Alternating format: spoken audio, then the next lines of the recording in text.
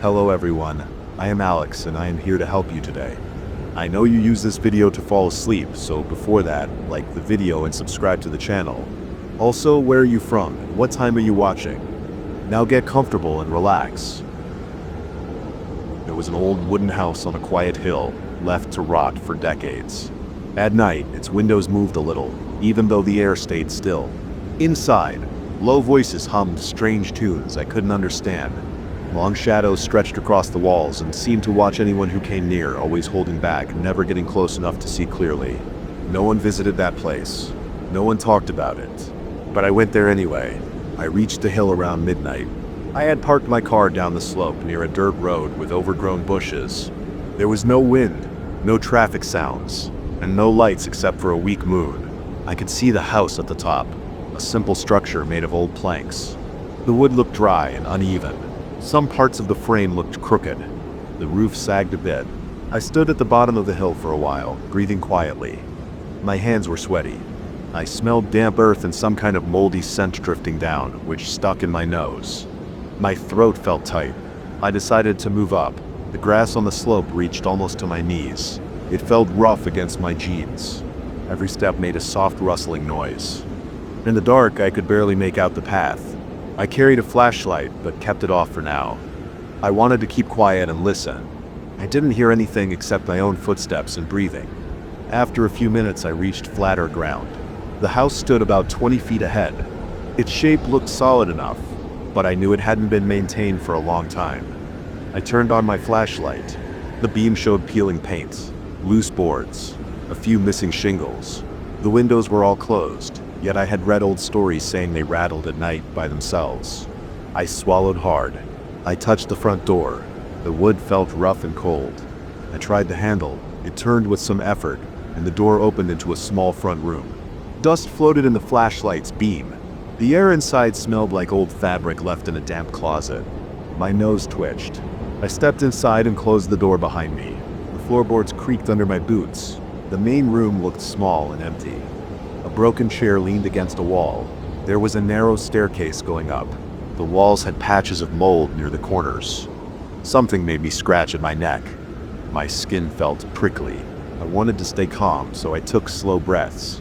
I kept shining the flashlight around. I saw a narrow doorway leading to what might have been a kitchen. There was a sink, a table with one leg broken, and a pile of leaves and twigs in one corner. It looked like some animal had dragged them in. I waited and listened. At first, nothing. Then I thought I heard a voice, like someone humming with their mouth closed. It lasted a few seconds, and then stopped. I tried to figure out where it came from. Maybe upstairs. I raised my flashlight and tried to steady my hand. I noticed I was breathing faster. My chest felt tight. I called out, "Hello." My voice sounded small. There was no response, just silence. I moved back into the main room and walked toward the stairs. The steps looked weak with thin boards. I put my weight on the first step, and it made a loud creak that echoed in the empty house. I climbed slowly, feeling the wood bend slightly under me. At the top, I saw a short hallway. To the left was a door that looked closed. To the right, another door was slightly open. I smelled something stale, like old paper left in a wet box. I could see faint marks on the floorboards, but it was too dark to tell what they were. I shined my flashlight along the wall. The paint was cracked, and I saw long shadows moving along it, although I wasn't moving the light. I stood still. My hands shook. The shadows drifted as if they were alive. A chill crawled up my back. I couldn't explain it. I was shaking now, my heart was thumping hard, but I didn't run. I tried to steady my breathing and think clearly. I moved to the door on the right and pushed it open with my foot. It made a dry, scraping sound. Inside, there was an empty room with a window facing the hill. The window pane was dirty. In the corner, there was a pile of old blankets. I saw some kind of dark stain on the floor. I leaned closer, shining the light. It looked like old mud. It was dry and cracked. I heard a tapping sound near the window. I turned and saw the window rattling slightly, but there was no breeze. The glass trembled softly, tapping against the frame. My chest tightened. I felt sweat on my forehead and wiped it with my sleeve. I stepped back into the hallway. I checked the other door. It was stuck. I pushed harder, and it popped open with a sudden snap. Inside the second room, I I saw a small dresser with its drawers pulled out. They were empty. A chair sat in the corner with no seat, just the frame. The window in this room was closed too, and I noticed something strange. The window locked on its own. The latch slid down. I froze and watched it. My flashlight beam shook. I kept shining it on the latch, trying to see if I had imagined it. It did not move again. Suddenly I heard a voice behind me. It was a low hum like before. I turned around, shining the light into the hallway. I saw nothing. My heartbeat pounded in my ears. I listened. The voice continued, almost a whisper, singing some kind of tune without real words. It seemed to come from downstairs now.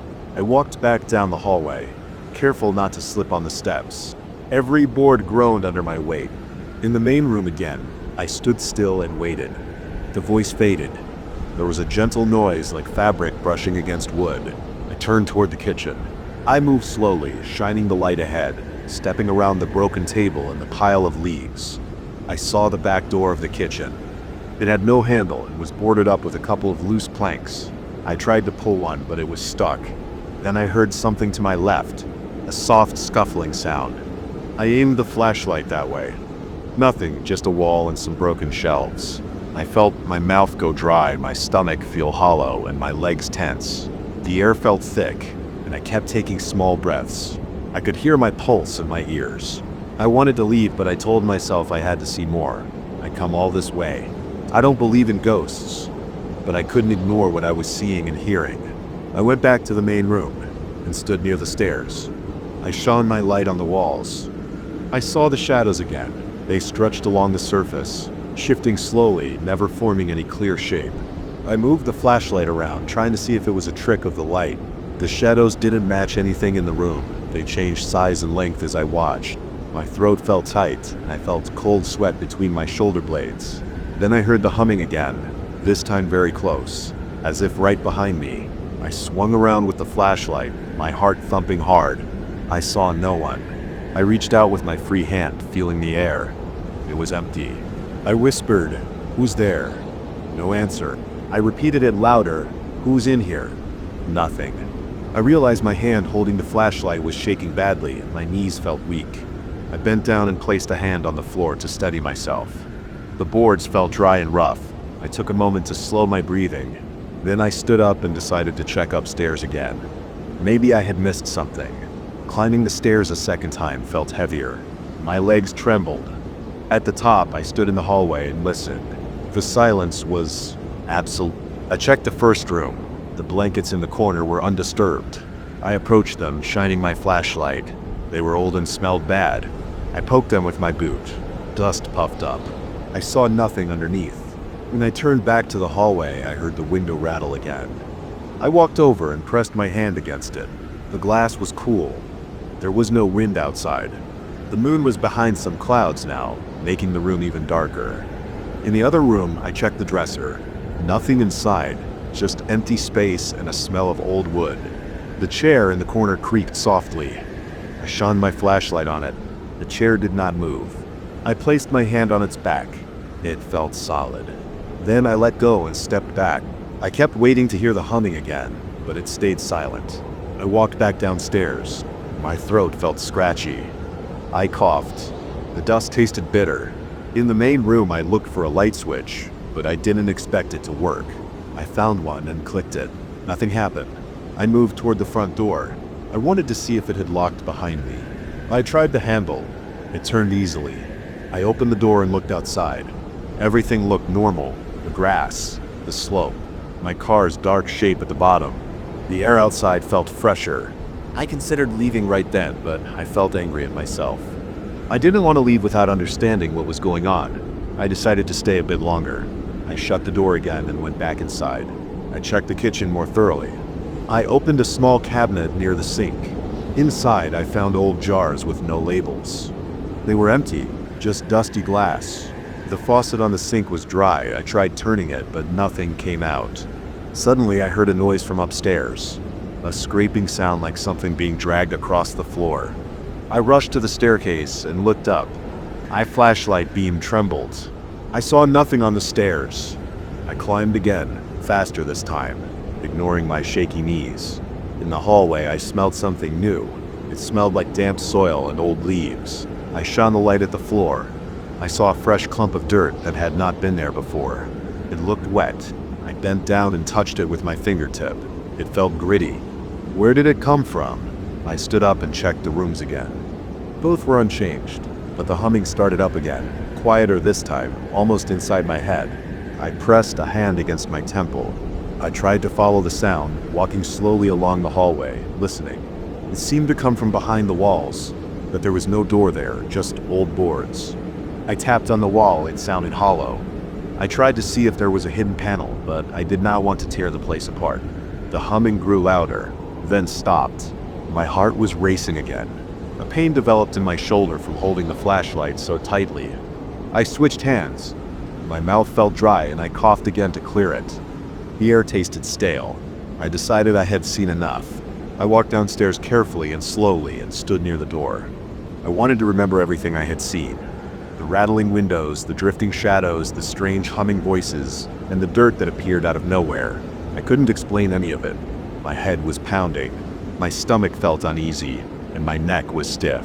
Before leaving, I stood in the middle of the main room one last time and listened.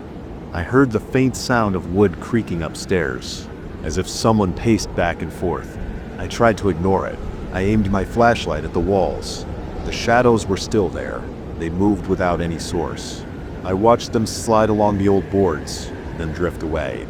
The windows rattled softly upstairs. I heard the low humming start again, but it was weaker, fading in and out. It felt like the house was breathing in silence, waiting for something else to happen. My face was warm, and I felt sweat along my collar. I stepped back, turned the doorknob, opened the door, and walked outside. The cool night air brushed against my face. I heard my boots against the grass. I walked down the slope quickly now, feeling each step in my calves. I kept looking back, and the house was just a dark shape against the sky. I could not see any lights inside. I could not hear any sounds from there anymore. When I reached my car, I leaned against it for a moment, breathing heavily. My arms felt shaky. I looked at my watch. Only an hour had passed since I arrived. It felt like longer. I wanted a drink of water, but I had none. I reached into the car, turned on the ignition, and listened to the engine. The familiar sound calmed me a little. I rolled down the window and looked up at the hill. The house stood quietly. No movement was visible from here. I could not prove anything that happened. I had no recordings. I had no explanations. But I knew what I saw and heard. I knew how it made me feel. My heart still beat fast and my clothes smelled like that old place. I drove away, feeling my shoulders relax a bit as I left that hill behind. I stayed quiet, just focusing on the road ahead. I tried not to think too hard about it. I tried not to imagine the shadows moving on the walls again or the sound of that humming voice.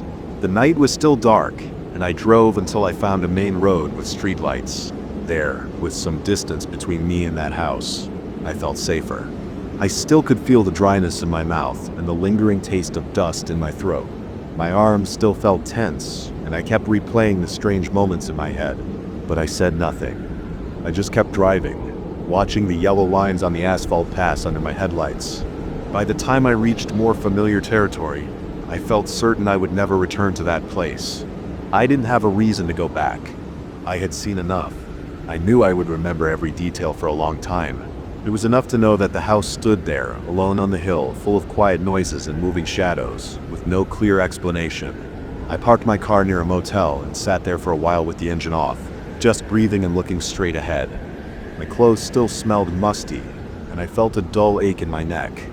I sat there until my heartbeat slowed to something normal. Then I went inside and got a room, turned on a lamp, and tried to rest. I couldn't forget the sound of those whispers and how they made my skin crawl. That I had left the house behind, and that was all that mattered now. I woke up with my heart pounding. I opened my eyes and saw nothing but the inside of my small tent. I had chosen a remote campsite the night before, hoping to avoid noise and interruptions. There had been no official campground, just a patch of flat ground near a dirt road. I had parked my car a short distance away, turned off the engine, and stretched out in my sleeping bag inside my tent. I remember the silence when I closed my eyes. No traffic, no voices, just a distant rustling of leaves in the breeze. When I went to sleep, I felt calm and alone. But now I was awake, and something was off. I heard low voices outside. At first I tried to make sense of what I was hearing. My mind was slow, still thick with sleep. I stayed still and listened. I heard whispers but couldn't catch the words.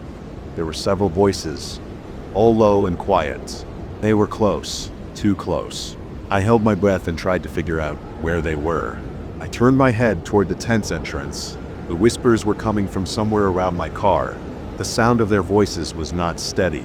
It came in broken phrases, followed by silence and then more whispers. I kept still for a few seconds. My heart was thumping in my chest. I felt sweat forming on my forehead, under my arms, on my palms. I didn't know who these people were or what they wanted. I couldn't see anything from inside the tent. The fabric was thin, but it was still dark outside and I couldn't make out shapes through the material. I considered my options. I had a flashlight by my sleeping bag, a folding knife in my backpack, and car keys in my jacket pocket. If these people were near my car, they might have already messed with it. I tried not to jump to conclusions, but felt anxious. I needed to look. I decided to unzip the tent just a little enough to peek out. I moved my hand slowly, trying not to make noise. The zipper sounded too loud in the quiet darkness. I paused. The whispers stopped. I waited.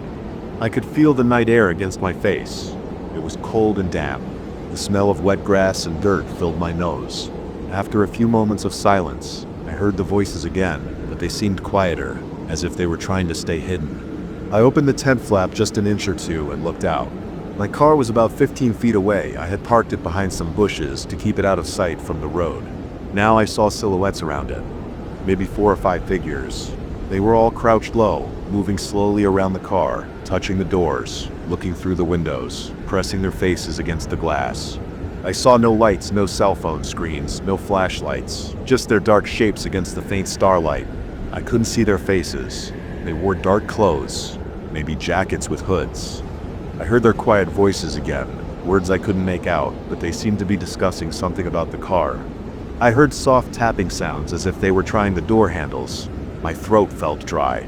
I reached slowly for my flashlight, then changed my mind. If I turned on a light, I might startle them or draw their attention right to me. I stayed quiet. I thought about what I could do. If they were trying to steal my car, I had to do something, but there were several of them and I was alone. I thought about sneaking out the back of the tent and creeping around, but there was no back entrance, there was only one zipper. If I tried to leave, I would make noise, and I didn't know how they would react. I lay there for a moment, breathing slowly, feeling my chest rise and fall. I could feel it chill on my skin. I listened carefully. Their voices were steady, but I still couldn't make out the words. They were very quiet. I wondered if they knew I was nearby. Maybe they assumed the car was empty or that nobody was around. My campsite was minimal, just my tent, a small fire pit I had dug earlier, and my car. There were no chairs or tables to suggest a person sleeping inside the tent. The tent was low and set under a tree in the darkness. It might blend in. The idea of staying silent and hoping they would leave felt risky. They might try to break in or damage something. I needed that car to get out of here. Without it, I'd be stuck in the middle of nowhere. I thought about calling out to them, asking what they wanted, but I was afraid that would only make things worse. I didn't know if they were armed or looking for trouble. I decided to watch them for a bit longer. Maybe they would give up and go away. I stared through the opening of my tent, careful not to move too much. I saw one of them lean against the driver's side door. I heard a soft scratching sound. It made me tense up. The person next to him reached for the handle again. I could see their shape moving slowly, testing the door. The car was locked, but I didn't like how determined they seemed. I reached for my backpack and felt for my knife. I found it and held it tight. It was a small folding knife, not much use against multiple people, but it felt better than nothing. I considered trying to scare them off. If I shouted, would they run away? Or would they come after me? I had no idea. I didn't know what kind of people they were or what they wanted. They might be locals who found my car and got curious. Or maybe they were out looking for something to steal and had stumbled on my campsite by chance. My heart kept pounding. My breathing felt shallow. My stomach was tight. I tried to swallow, but my mouth was dry. I rubbed my face with my free hand and tried to stay calm. I decided I needed more information. If I could hear what they were saying, maybe I could figure out their intentions. I leaned forward a bit more, pressing my ear toward the opening. The ground felt cold under my elbows. The night air on my face made my eyes water slightly. I listened hard, trying to pick out words. I caught fragments. Something about under the seat, something about check the trunk. Their voices were low and rough. I couldn't tell their ages or recognize any accents. They might have been locals or they might have come from somewhere else. I couldn't tell. They kept whispering, stopping every time someone made a noise, then starting again. They didn't seem in a hurry, but didn't seem relaxed either. They moved around slowly but with purpose. I waited another minute, then decided I had to do something. They were not leaving. If they managed to get inside my car, they would find my stuff. They would see my food, my spare clothes, my map, my phone charger. They might try to steal something. If I lost my car, I would be stranded. I had no phone signal out here. I hadn't seen another person in miles. I moved carefully, closing the tent flap again. Inside the darkness of the tent, I took a deep breath. I put the knife in my jacket pocket and zipped it shut so I wouldn't lose it. I took my flashlight and held it in my hand, my finger ready on the switch. If I was going to confront them, I needed some advantage. Light could startle them, at least for a moment. I could shout, try to sound confident, tell them to back off. If they scattered, I could jump to the car and drive away. But if they rushed me, I'd have to run. There were 4 or 5 of them. I couldn't fight them. I thought about just waiting longer, but I felt time was running out. I heard them try the door handle again, this time with a bit more force. That was it. I had to act. I needed to let them know someone was here, that I wasn't going to let them do what they wanted. Maybe they would think twice if they knew the owner was right there. I unzipped the tent flap in one quick motion and stepped out, shining my flashlight straight at the car. The beam lit up their dark shapes. They jerked back, shielding their faces. I saw maybe 5 of them, all wearing dark hooded jackets. They looked dirty, as if they'd been out here for a while. None of them said a word at first. I held the light steady and tried to keep my voice firm. "Hey, what the hell are you doing?" I said. My voice sounded shaky to my own ears, but I tried to ignore that. They froze, glancing at each other. I took a few steps forward, still shining the light on them. I kept a good distance. My heart was hammering, and I could feel sweat trickle down my back. "Step away from my car," I said, louder this time. They didn't respond. One of them, a bit taller than the others, raised his hand to block the light. I saw the shape of his jawline under the hood, but not much else. He didn't move towards me. Another one took a step back. The others stood still. My hand holding the flashlight trembled slightly, so I held it with both hands, trying to look steady. I felt the cold night air on my face. I felt my legs tense, ready to run if I had to. I could smell the damp earth and the faint scent of my own sweat. I tightened my jaw and waited. I didn't know what they would do. They just stood there, silent, facing me, their faces hidden in the glare. "I don't want any trouble," I said, trying to keep it simple. "Just leave my car alone." Still no answer. One of them turned his head slightly as if checking with the others. Then the taller one lifted his hand in a slight gesture, maybe signaling them. I couldn't read their expressions. They weren't making sudden moves. They just stood there. I wondered if they had a plan.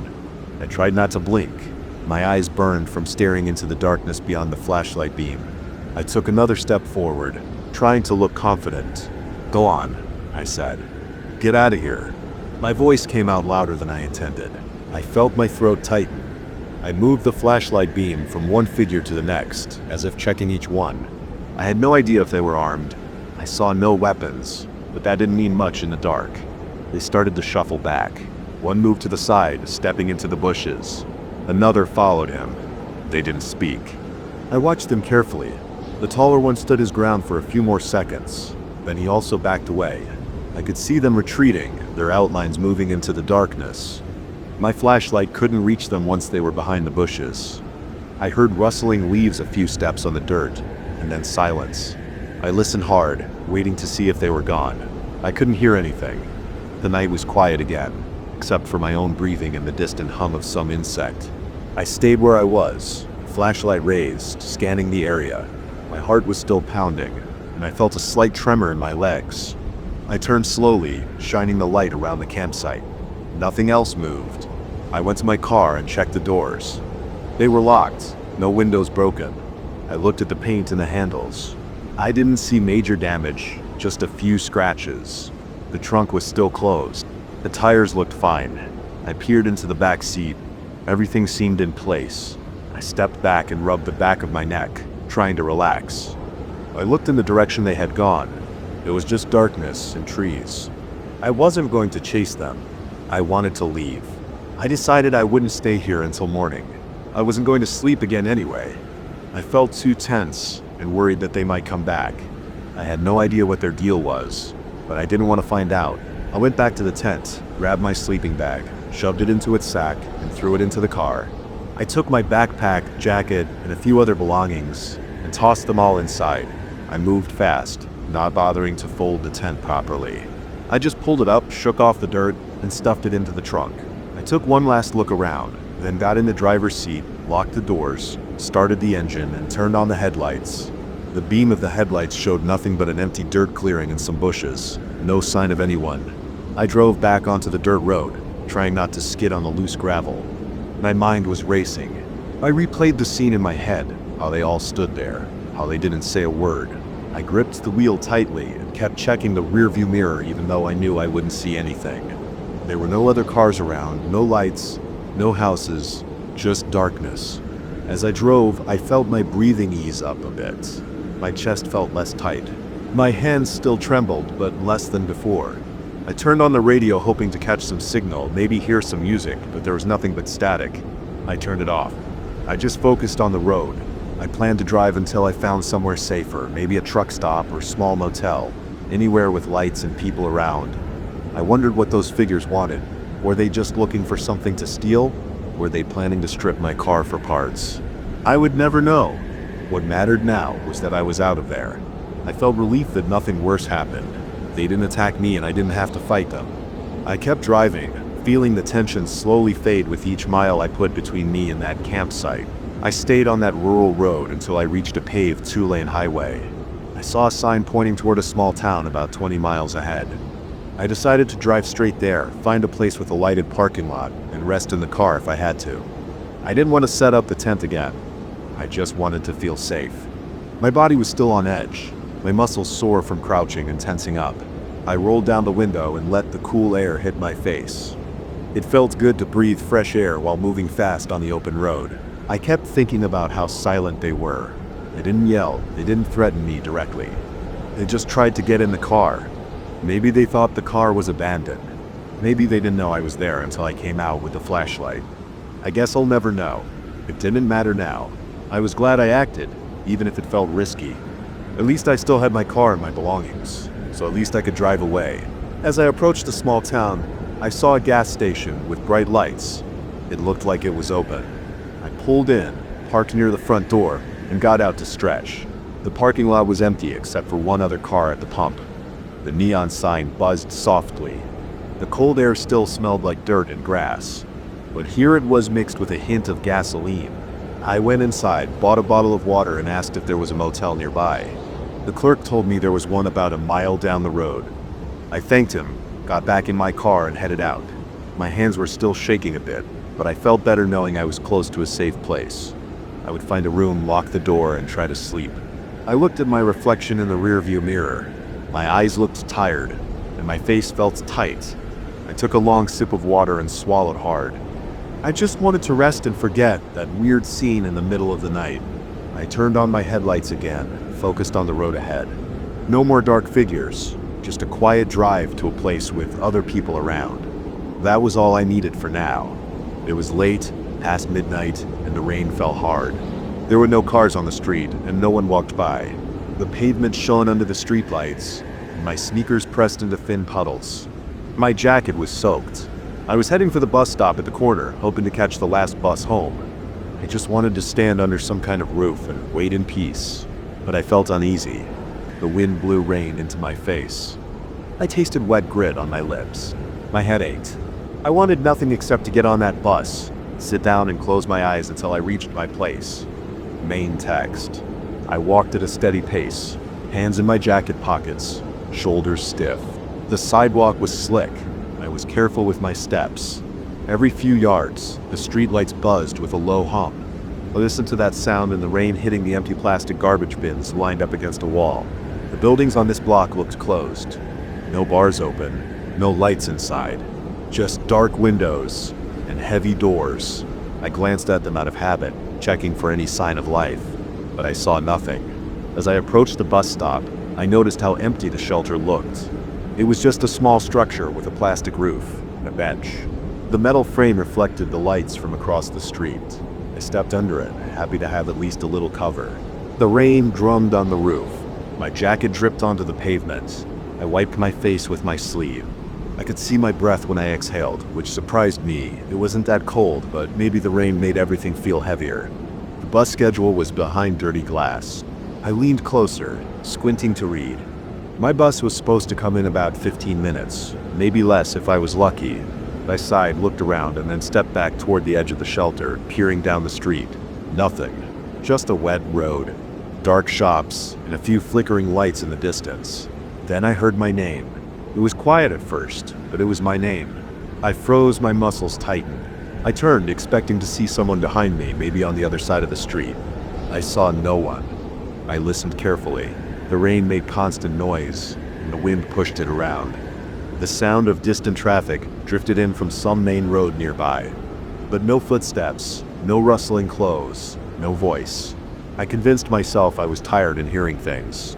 I stepped under the shelter again and shook my head. After a minute, I heard it again. This time it was a bit louder. It was definitely a human voice calling my name. I looked to my left, saw nothing. I looked to my right, still nothing. My heart started to beat faster. I took a step forward out from under the shelter and turned in a full circle. No one. The voice had sounded close, but there was no shape, no person, no movement. My clothes stuck to my skin. My face felt hot, even though the rain cooled my cheeks. I swallowed hard, trying to calm down. I thought maybe someone was behind the corner of the building next to the bus stop. I walked a few steps toward it, water sloshing at my ankles. I leaned forward and looked around the corner. Just more empty sidewalks, some parked cars, a mailbox. No one stood there. I frowned, annoyed and worried. I felt stupid. I returned to the shelter, looked at my watch, and tried to focus on the time. About 10 minutes to go, maybe less. I tried to ignore what I heard, but the voice came again. It called my name twice in a row this time, slightly louder, like someone was trying to get my attention. The sound direction confused me. It seemed to come from behind me, then across the street, then from a spot near the bus schedule. I spun around, scanning each spot.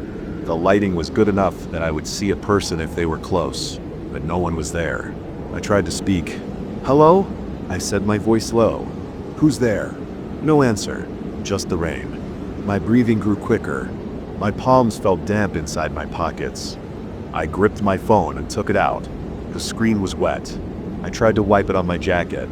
The battery was low, about 10%. I considered calling someone, but it felt stupid to bother anyone. This late. So, what would I say? That I heard my name in the rain at an empty bus stop. I cleared my throat and called out again. "I know you're out there," I said a bit louder. Still no response. I waited, listening for footsteps or laughter. Maybe it was a prank, some person hiding and messing with me. But there was no laughter, nothing at all, just a damn rain. I stepped out from under the shelter and walked a few feet to the left, looking into a narrow alley. The alley smelled like wet trash and old oil. I saw boxes and a closed metal door, but no people. I strained my ears, but I heard nothing. I turned around and checked the other direction. A few old newspaper stands, a locked bike chain to a pole, and a row of dark windows. No one was there either. Back at the shelter, I tried to keep calm. My heart wouldn't slow down. I was breathing hard. I wiped my face again and muttered under my breath, telling myself to relax. It was just a weird coincidence. Maybe I misheard something else, like the wind or a distant TV inside a building. I looked at my watch. 5 minutes maybe. The bus should be here soon. I decided to stand still and wait. I would see headlights eventually. Then I heard it again. This time it was very close, as if someone stood right behind me. My name, spoken slowly, not too loud, but with a certain firmness. I jerked around, raising my arm slightly. No one stood there. The bench was empty. I felt a chill run through my body. My neck muscles were stiff. I could feel a dull ache in my shoulder. I backed up toward the street, away from the shelter. The rain hit my face directly now. It stung my eyes. I shouted, "I can hear you. Stop messing around." My voice sounded strange and flat. I waited for something to happen. The wind blew my hood off my head, and I pulled it back up. I tried not to panic, but my chest felt tight. My head pounded at my temples. The voice was too real. I knew what I heard. It said my name, no question about it. I turned and looked down the street, hoping to see the bus. I saw a faint light in the distance. It could be headlights. I hoped it was. I needed to get out of here. As I watched that light, I heard the voice one more time. It sounded like it came from across the street now. I whipped my head around and saw nothing but a closed store with a metal gate. The windows were dark. I stepped onto the curb into the empty road just to get a better look. The pavement was wet and slippery, and I almost lost my balance. I managed to stay upright. I waited, standing in the rain, looking at every corner, every possible hiding spot. Not a single figure moved. My clothes felt heavier now. My socks were damp. I clenched my jaw, feeling a dull tension there. The voice didn't speak again. I listened for it carefully, counting the seconds in my head. Nothing. Just the hum of a distant engine somewhere, and the slap of rain on pavement. I turned back to face the direction of the bus. The light was getting closer. I saw a shape now, a large vehicle rolling slowly toward me. It had to be my bus. I moved back to the shelter and waited. I checked behind me again, then scanned the area. Still no one. My heart was still beating fast, but I felt some relief knowing I could get out of there soon. The thought of riding that bus, even for a few minutes, felt safer than standing there alone. When the bus pulled up, it splashed water onto the curb. I waved my arm and it stopped. The doors hissed open. The driver was a man with a thick jacket and tired eyes. He didn't say anything. I stepped inside, shaking water from my shoulders. I moved down the aisle and sat near the middle. There was no one else inside. The interior lights were dim and I could hear the soft rumble of the engine. The doors closed and we rolled forward. As the bus moved, I watched the street through the window. The shelter and buildings slid by, then disappeared. I tried to relax, but I kept thinking about that voice. I checked my phone. It was still on low battery. I thought about texting a friend, but I didn't know what to say. I looked around the bus. There were empty seats, a slightly dirty floor, and a faint smell of wet rubber. The driver coughed once. I tried to calm my breathing, then I heard it again. My name, this time inside the bus. I felt the hairs on my neck stand up. I turned around in my seat, looking at the back of the bus. There were only empty seats. The doors were closed. No one had boarded after me. I stared at the empty rows, waiting for a figure to appear. Nothing moved. I got up and walked toward the back, holding onto the seat tops to keep my balance as the bus shook slightly on the wet road. I checked every seat. No one was there. I looked at the floor. I saw some wet footprints that must have been mine. I listened for breathing or any sign of movement. There was nothing. Just the steady growl of the engine. I walked back to my seat. I felt my stomach twist. I tried to swallow, but my throat was dry despite the rain. I wiped my face again. I whispered to myself, telling myself that I was just hearing things. Maybe the voice was in my head. Maybe I was tired, but I knew it sounded real. It sounded like a real person calling my name. Not once or twice, but several times. I decided to speak to the driver. I got up and moved forward, being careful not to slip. I leaned toward his seat. "Hey," I said, "did you hear anyone back there?" He glanced at me in the mirror. He shrugged. "No," he said, "just you and me." I nodded and forced a half smile. "Never mind," I said, stepping back. He didn't seem concerned. He probably dealt with strange passengers all the time. I returned to my seat and sat down, crossing my arms. The bus moved through quiet streets, passing closed stores and dimly lit parking lots. I watched the reflections on the windows and tried to forget about the voice, but my nerves were still on edge. Every time we passed a streetlight, I expected to see someone standing in the dark watching the bus. I kept glancing at the aisle, expecting someone to appear. I considered getting off early and walking home, but the rain was still heavy. I didn't want to be out there again alone. At least here I was moving and I could see everything inside. No one could hide here. Still, the memory of the voice made my hands shake a little. I tucked him under my arms. My clothes were starting to dry, but I still felt cold. A few minutes later, the bus approached my stop. I pulled the cord and stood up. The bus slowed down and came to a stop with a slight jerk. The doors opened and I stepped out onto the sidewalk. The rain had eased a bit, now just a steady drizzle. I looked around. The street near my apartment was also quiet but more familiar. A few parked cars and some apartment windows with lights on. I felt safer here. I stood for a moment, breathing slowly. No voice called my name, no strange sounds. I turned and looked at the bus. The driver gave a small nod, then closed the doors and drove off. I watched the taillights disappear. I was alone again, but I didn't feel the same tension as before. I started walking toward my apartment building, my sneakers squishing on the wet pavement. On the way, I kept an eye out for every corner. I heard only normal sounds, water dripping from gutters, a distant siren somewhere, the hum of a heating unit on a rooftop. No voices. No one calling my name. I wondered if I had imagined the entire thing. Maybe I had dozed off for a moment at the stop, half dreaming, but I knew I was wide awake. When I reached my building, I unlocked the front door and stepped inside. The lobby was quiet. The air smelled like detergent. I pressed the elevator button. I waited, tapping my foot. My shoulders were still tense, and I rubbed my neck. As the elevator doors opened, I couldn't shake off the memory of that voice. I got in, pressed my floor number, and watched the doors close. I was alone again, but inside familiar walls, away from the rain and the street. I reached my apartment, unlocked it, and stepped in. The place was dark and smelled like my usual laundry soap and stale coffee. I turned on a lamp and locked the door behind me. I peeled off my wet jacket and hung it over a chair. The sound of rain was distant now, just a soft hiss outside my window. I listened carefully, expecting something, anything, but heard nothing except my own breathing. My heart finally slowed down. I felt my muscles relax a bit. I slipped out of my shoes and socks, dried my face with a towel from the bathroom, and then came back to the living room. I leaned against the wall and thought about what happened.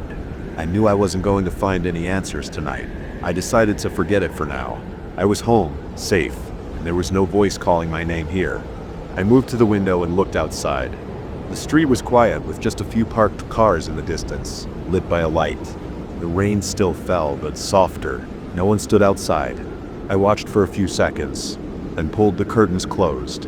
I turned on the TV, not too loud, just enough to break the silence. I told myself that tomorrow was another day, and I would probably laugh about this whole thing later. For now, I was just glad it was over. I sat down and tried to let it go. I was tired and needed to rest. There was nothing else to do. The bus stop and that voice were far away, and I was inside, warm and alone with my thoughts, not with anyone else's voice. I moved into the old house on a Monday afternoon. I had spent most of the morning carrying boxes upstairs, unpacking kitchen items, and opening and closing cabinets that smelled like dust and old paint. The house looked like it hadn't been updated in decades. The floors were wooden and creaked when I walked.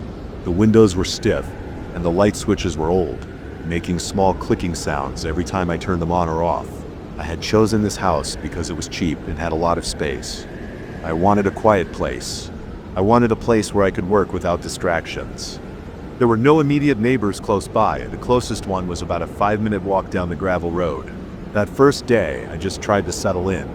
I arranged my furniture and tried to decide which room would be my bedroom. I picked the one facing the back garden because it had more sunlight. By late afternoon, I decided to check the attic. I had seen the narrow staircase in the hallway, a small door in the ceiling with a pull-down ladder. I hadn't bothered going up there yet. There was no electricity in the attic, so I carried a small flashlight. I climbed the ladder slowly. The ladder creaked under my weight. The air up there was stale, and I felt a slight chill on my arms. I pointed the flashlight around and saw old boxes, a few chairs with chipped paints, and a couple of trunks with leather straps. Some dust floated in the air, making me cough a bit. I moved toward the far corner, stepping carefully to avoid stepping through any weak spots in the floor. I saw a small suitcase. It was brown and old, and it looked like something from a different era. The lock was closed, and there was no key nearby. The suitcase was wedged behind a wooden crate. I pulled it out. I ran my hand over its surface. The leather was cracked. The handle felt stiff. I shook it a bit, and something inside slid around. It sounded like clothing or fabric. I carried it down to the main floor and placed it on the dining table. The suitcase smelled like mold and old cloth. I wanted to open it, but I didn't have the key. I decided I would pick the lock. I got a small screwdriver and a thin piece of wire from my toolkit. It took me a few tries. The lock was rusted. I wiggled the wire around and tried different angles. After a couple of minutes, I heard a soft click. I lifted the latch and opened the suitcase. Inside, I found old clothes. They looked like men's shirts, pants, and a jacket, all folded neatly. On top of the clothes, I saw a bundle of letters tied with a thin piece of twine. I picked them up and untied them. Each letter had a date on the top: July 1958, December 1963, and August 1972. The paper was yellowish and a bit brittle. The handwriting was neat, with straight lines and steady pressure. I sat down and opened one letter at random. I expected it to be something about the original owner of the house, maybe some family story, but as I read, I realized it was describing something very familiar. It described the day I had arrived at the house. It mentioned how I parked my truck near the porch, how I carried boxes in through the front door, how I struggled with the largest box and ended up dropping it in the entryway. I had done that only a few hours ago. I looked at the date on that letter. It said September 1975. The handwriting looked old. The paper looked old, and the ink seemed faded. My hands felt sweaty, my heart started beating faster. I put that letter aside and picked another one. It described me sitting at the dining table, wearing a dark green t-shirt, opening a locked suitcase that I found in the attic. It said I was nervous and kept wiping sweat from my forehead. It described my every movement, my every reaction to finding the letters. The date on that one said January 1970. The details were too accurate. There was no way someone could have written it after watching me. There was nobody else in the house. I had not told anyone about the suitcase. It was late afternoon on the same day I had moved in. The letter described my actions as if they had happened decades ago. I felt a heavy pressure in my chest. I stood up, walked around the room, and checked the windows. Nobody was outside. I locked the front door. I picked a third letter. It described events that had happened in my life, a few years ago, before I moved here. It described where I used to live, and how I used to spend my weekends fixing an old car in my driveway. It said I always got grease on my left forearm. It said I usually wore gloves, but always ended up with a thin line of grease near my elbow anyway. I remembered that. It was such a small detail. The letter's date said March 1961. I had not even been born yet. I tried to think of a logical explanation. Maybe someone wrote these letters recently and put fake dates on them. Maybe it was a prank by the seller of the house. But the paper felt old, and the ink looked old. The clothes in the suitcase looked like they came from the mid-20th century. I took a flashlight and went back to the attic to look for anything else. I stepped slowly, feeling nervous. My stomach felt tight, and my neck muscles were stiff. I pointed the flashlight around. The attic was quiet. I touched the beams, looked behind crates, checked inside a trunk. Everything looked normal. I came back downstairs and looked at the letters again. There were about 20 letters. Each had a date from a different decade, ranging from the late 1950s to the early 1980s. I opened another one. It described me drinking a bottle of beer and feeling uncertain about whether to stay in this house. It said I would read these letters and wonder if I should call someone. I felt a chill run down my arms. I was holding a beer bottle at that moment. I had opened it right after I came down from the attic to calm my nerves. I looked at the bottle and my hand was shaking slightly. I wanted to see if the letters mentioned anything else that was going to happen next. Maybe I could catch them in a lie. Maybe if the letter said I would do something and I decided not to do it, I could prove they were just random stories. I took another letter and read it carefully. It said that after reading these letters, I would take the clothes out of the suitcase and lay them on the bed to inspect them. It said I would count them 2 shirts, 1 jacket, 2 pairs of pants, and 1 tie. It said I would feel the fabric and notice a slight smell of mothballs. It said I would hold the tie up to the light and see a small stain near the bottom. I decided I would not follow these instructions, but after a few minutes, I felt the urge to check the clothes anyway. I wanted to confirm the details. I told myself I was in control. I approached the suitcase, reached in, and pulled out the clothes. There were indeed 2 shirts, 1 jacket, 2 pairs of pants, and a tie. I laid them on the bed in the bedroom. I felt the fabric. It was rough and thick. I smelled the clothes. They smelled old and dusty, maybe like mothballs. I held the tie up to the light, and there was a dark stain on the bottom. It looked like an old ink stain. I realized I had done exactly what the letter said. I felt sweat on my forehead again. I sat on the bed and tried to calm down. The letters lay spread out on the table in the other room. The sun was setting outside, the light was turning orange. I turned on a lamp, but it flickered. I looked around for a phone. My cell phone had a weak signal out here. I tried calling a friend, but the call dropped. I wanted to tell someone, but I couldn't explain this. I decided to try something else. I took another letter at random. It said that after inspecting the clothes, I would write down my thoughts in a small notebook and then hide it in the drawer of the nightstand. I didn't want to do that. I put the letter aside and focused on something else. I told myself I wouldn't write anything down. Instead, I got up and searched the house. I looked inside closets, under the bed, behind doors, and behind the kitchen cabinets. I wanted to see if there was a hidden camera or something that would explain this. I found nothing. The house was empty. The doors and windows were locked. I walked outside and looked around. The backyard was overgrown with weeds. The shed in the corner was empty. It was getting dark, and I could hear some distant sounds of insects. I came back inside and sat at the kitchen table. I tried to think of a reason for all this, but my mind was blank. I just knew that these letters described my life in detail, and they were dated decades before I was even born. I read another letter. It mentioned a scar I had on my left forearm. I got that scar a few years ago when I slipped on wet pavement and cut myself on a metal railing. The letter described it as a thin, slightly raised line on the left arm about 3 inches long. It said I had that scar because I was clumsy and not paying attention one morning in my old place. It even mentioned the type of railing. I checked my arm. The scar was there, exactly as described. There was no explanation for how these letters knew all these details. I tried burning one of the letters. I thought maybe if I destroyed them, I could break the pattern. I held it over the kitchen sink, lit a match, and set the corner on fire. The paper burned slowly. The smoke smelled acrid. The ashes fell into the sink. I watched the flame until it went out. I checked the rest of the letters. I looked at another one. It said that I would try to burn one letter out of frustration and fear, and that I would do it in the kitchen sink. It said I would watch it burn and feel uneasy. That just happened. I felt sweat forming under my arms, and my back was tense. I wanted to leave the house, but I had nowhere else to go. I had signed a lease, and I had moved all my stuff here. I tried to laugh it off, but I couldn't find anything funny. I decided to test the letters again. I picked one and looked for a future action. One letter said that after destroying a letter, I would place the clothes back inside the suitcase, lock it, and return it to the attic. It said I would then regret doing that and go back up later to get it. I did not want to do any of that. I paced around the house. After a while, I realized I was just standing there, doing nothing. The suitcase was still on my bed, with the clothes spread out. I thought about leaving the suitcase where it was, but the thought of leaving those clothes and letters out in the open bothered me. I couldn't relax. I decided to do something else. I took the clothes and put them back in the suitcase. I closed the suitcase but did not lock it. I placed it under my bed.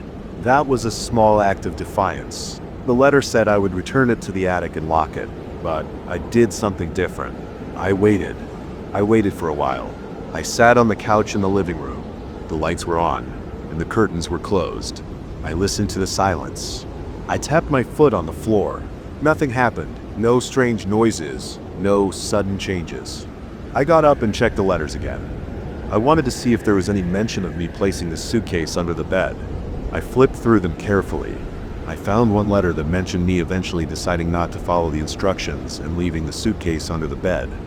It said that later, around midnight, I would start feeling restless and would move it to the attic anyway. I looked at the clock. It was around 10 p.m. I thought about staying awake until midnight just to prove the letter wrong. I was tired, but I forced myself to stay awake. I turned on the TV, found a channel with old reruns, and tried to watch something. The screen flickered a bit and the reception was bad. I got annoyed and turned it off. I checked my cell phone again. Still poor signal. I tried calling a friend but got no answer. I looked around the house. Everything was quiet. The letters were spread out on the dining table, and the suitcase was under my bed. I got up to drink some water. The faucet squeaked and the pipes rattled slightly. Around midnight, I started feeling anxious. My hands were sweaty, my chest felt tight, and I couldn't relax. I kept glancing toward the bedroom. I knew the suitcase was there. I kept thinking about what the letter said. I told myself it was nonsense, that I had control, that the feeling wouldn't go away. I got up, grabbed the suitcase, and climbed the ladder to the attic. My heart was pounding. I placed the suitcase back in its original spot, behind the crate. I locked it again with the rusty lock. I came back down. I checked the letters. They had said I would do exactly that. I had done it. I felt angry at myself. I felt like I was just following a script. I paced around, clenching my teeth. The letters had described every action I took. They predicted my attempts to resist. They knew every detail of my life. I had no explanation for it. I felt trapped, but also curious. I took a deep breath and looked at the last letter.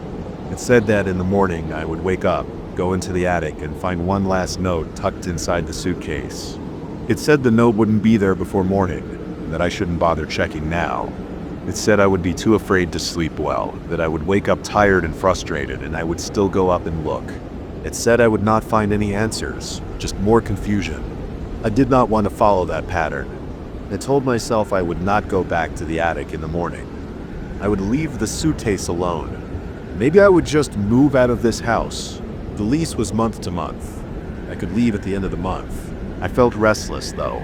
I lay down on the couch trying to sleep, but I couldn't.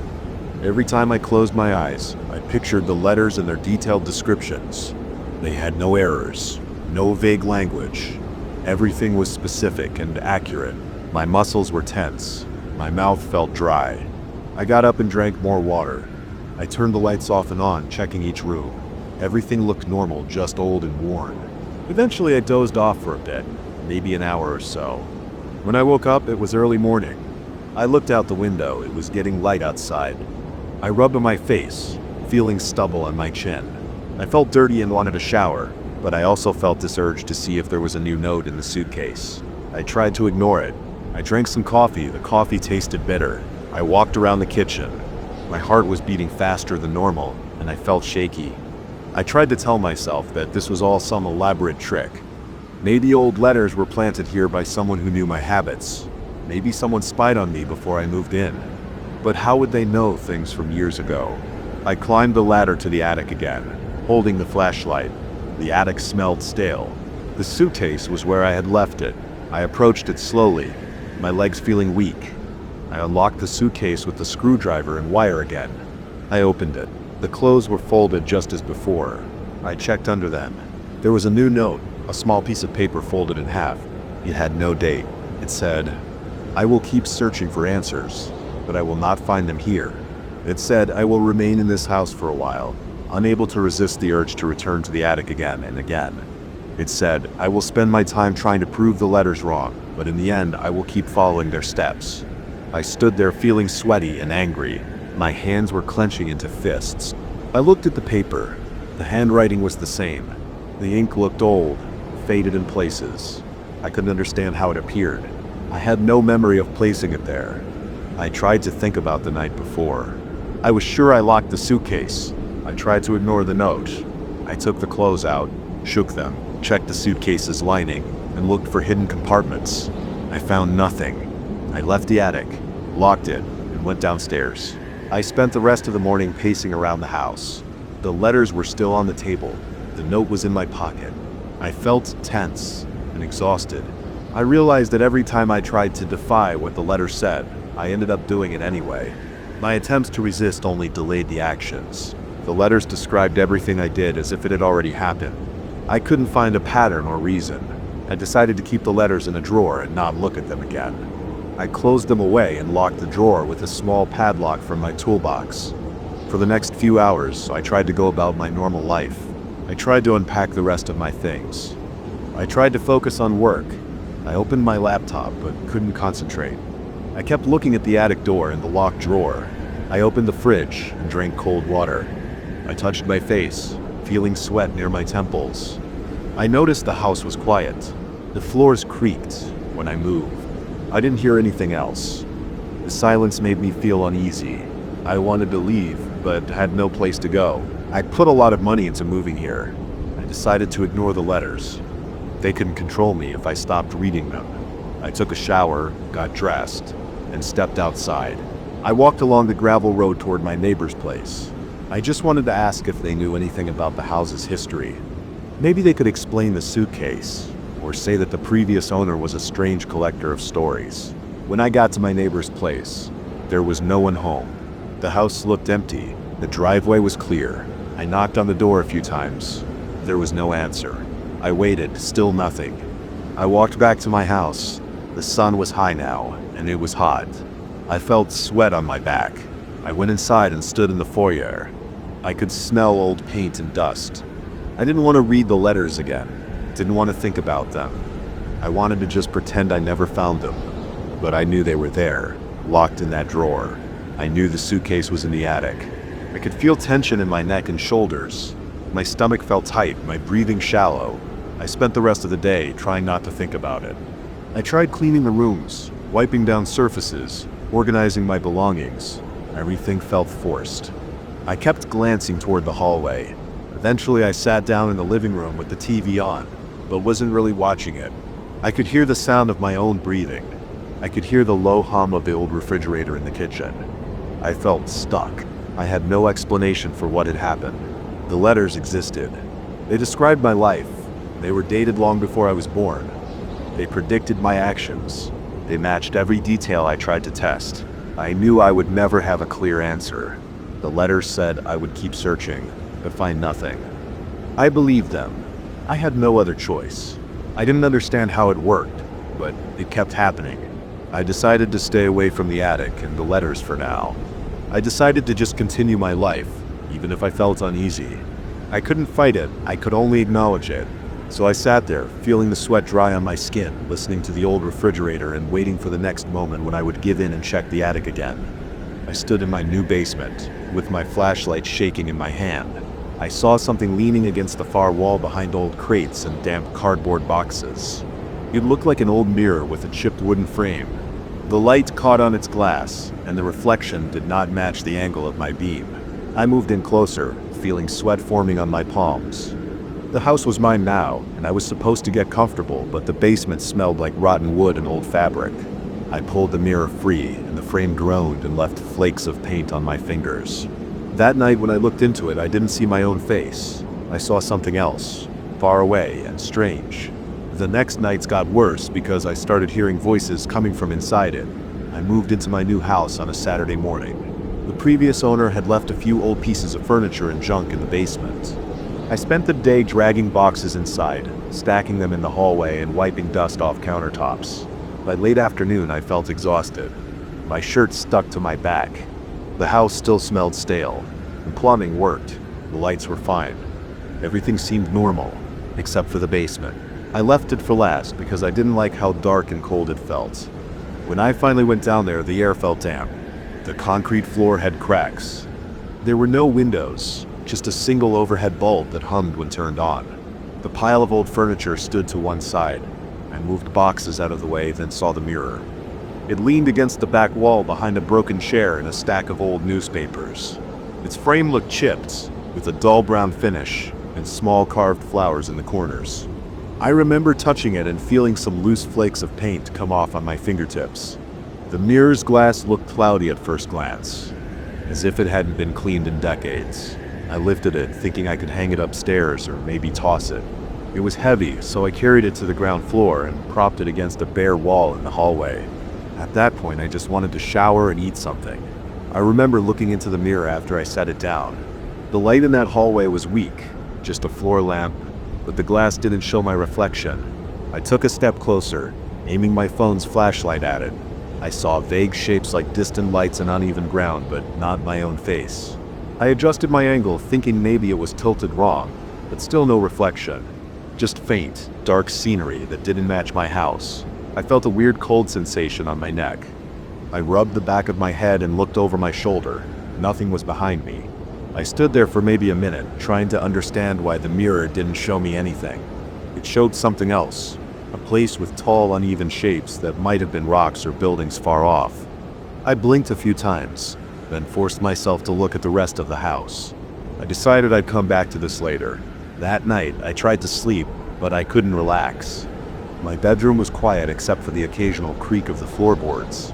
I turned off the lamp around midnight. I remember lying there, eyes closed, breathing slow when I thought I heard a faint whisper. It sounded like it came from downstairs. I tried to ignore it. I told myself it was just old pipes. Then it came again, like a soft voice. I sat up, listening. It faded. I got out of bed, my heart pounding a bit harder than usual. I walked down the hallway and stood at the top of the stairs. I heard nothing. I went back to bed and finally fell asleep. The next morning I went straight to the mirror. It still leaned against the wall. In daylight, the glass looked clearer, but still no reflection. I saw a landscape of what might have been bare hills under a gray sky. I rubbed my eyes. I placed my hand on the glass. It felt cool and solid. I rapped my knuckles against it. It sounded normal, just glass against wood. I walked around to the back, plain wooden paneling. I flipped the mirror around and faced the wall with it. For a moment, I felt relieved. I decided to ignore it and unpack the rest of my things. That evening, after setting up my living room and making myself a quick meal, I turned the mirror around again. Now the view through the glass looked different. I saw a wide stretch of dark ground with tall shapes moving in the distance. They walked slowly, hunched over, not coming closer, but they were there. I couldn't make out any details of their faces or bodies, just shadowy figures. I stood very still, holding my breath. Then I leaned in and cupped my ear near the mirror's surface. I thought I heard faint breathing. I jerked back. My skin tingled. I didn't like it. I decided to carry the mirror downstairs and shove it back into the basement. I grabbed it by the sides and hauled it down carefully, my arms getting tired halfway down. The mirror felt heavier than before. I set it up against a shelf and left it facing the wall. I turned off the light and climbed back upstairs. Before going to bed, I locked the basement door. I wanted it out of sight and out of mind. I figured I could get rid of it at some point, maybe call a junk removal service. That night I heard voices again. It started as a soft murmur, then a faint rasping sound. I lay in bed with my blankets pulled up to my chest, listening. I couldn't catch any words. It sounded like low whispers. I got up and checked the house with a flashlight. The front door was locked, the windows were closed, and the basement door was still locked. The sound seemed to come from below. I felt a chill run down my back. I went to the kitchen and poured a glass of water. I drank it slowly and just stood there, listening. Silence. In the morning, I decided to examine the mirror more carefully. I opened the basement door, turned on the light, and stepped down. The mirror was not facing the wall anymore. It stood leaning against the shelf, facing the center of the room. I did not remember turning it around that way. My stomach tightened. I approached it. The glass showed the same dark world, but now the figures looked closer. They stood on a surface that looked rough, like cracked soil. They shifted slowly, as if searching for something. I leaned in and watched closely. My breath fogged the glass a little, but behind that mist I saw them move. There were several of them, all tall, all indistinct, some kind of distant shapes in a dark place. I tried to speak just to test. I said, "Hello?" My voice sounded shaky. Nothing happened. I tapped the glass again. It felt solid. I pushed the mirror a bit. It scraped against the floor. I tried to lift it. I wanted to move it somewhere else. As I shifted it, I noticed a faint smell.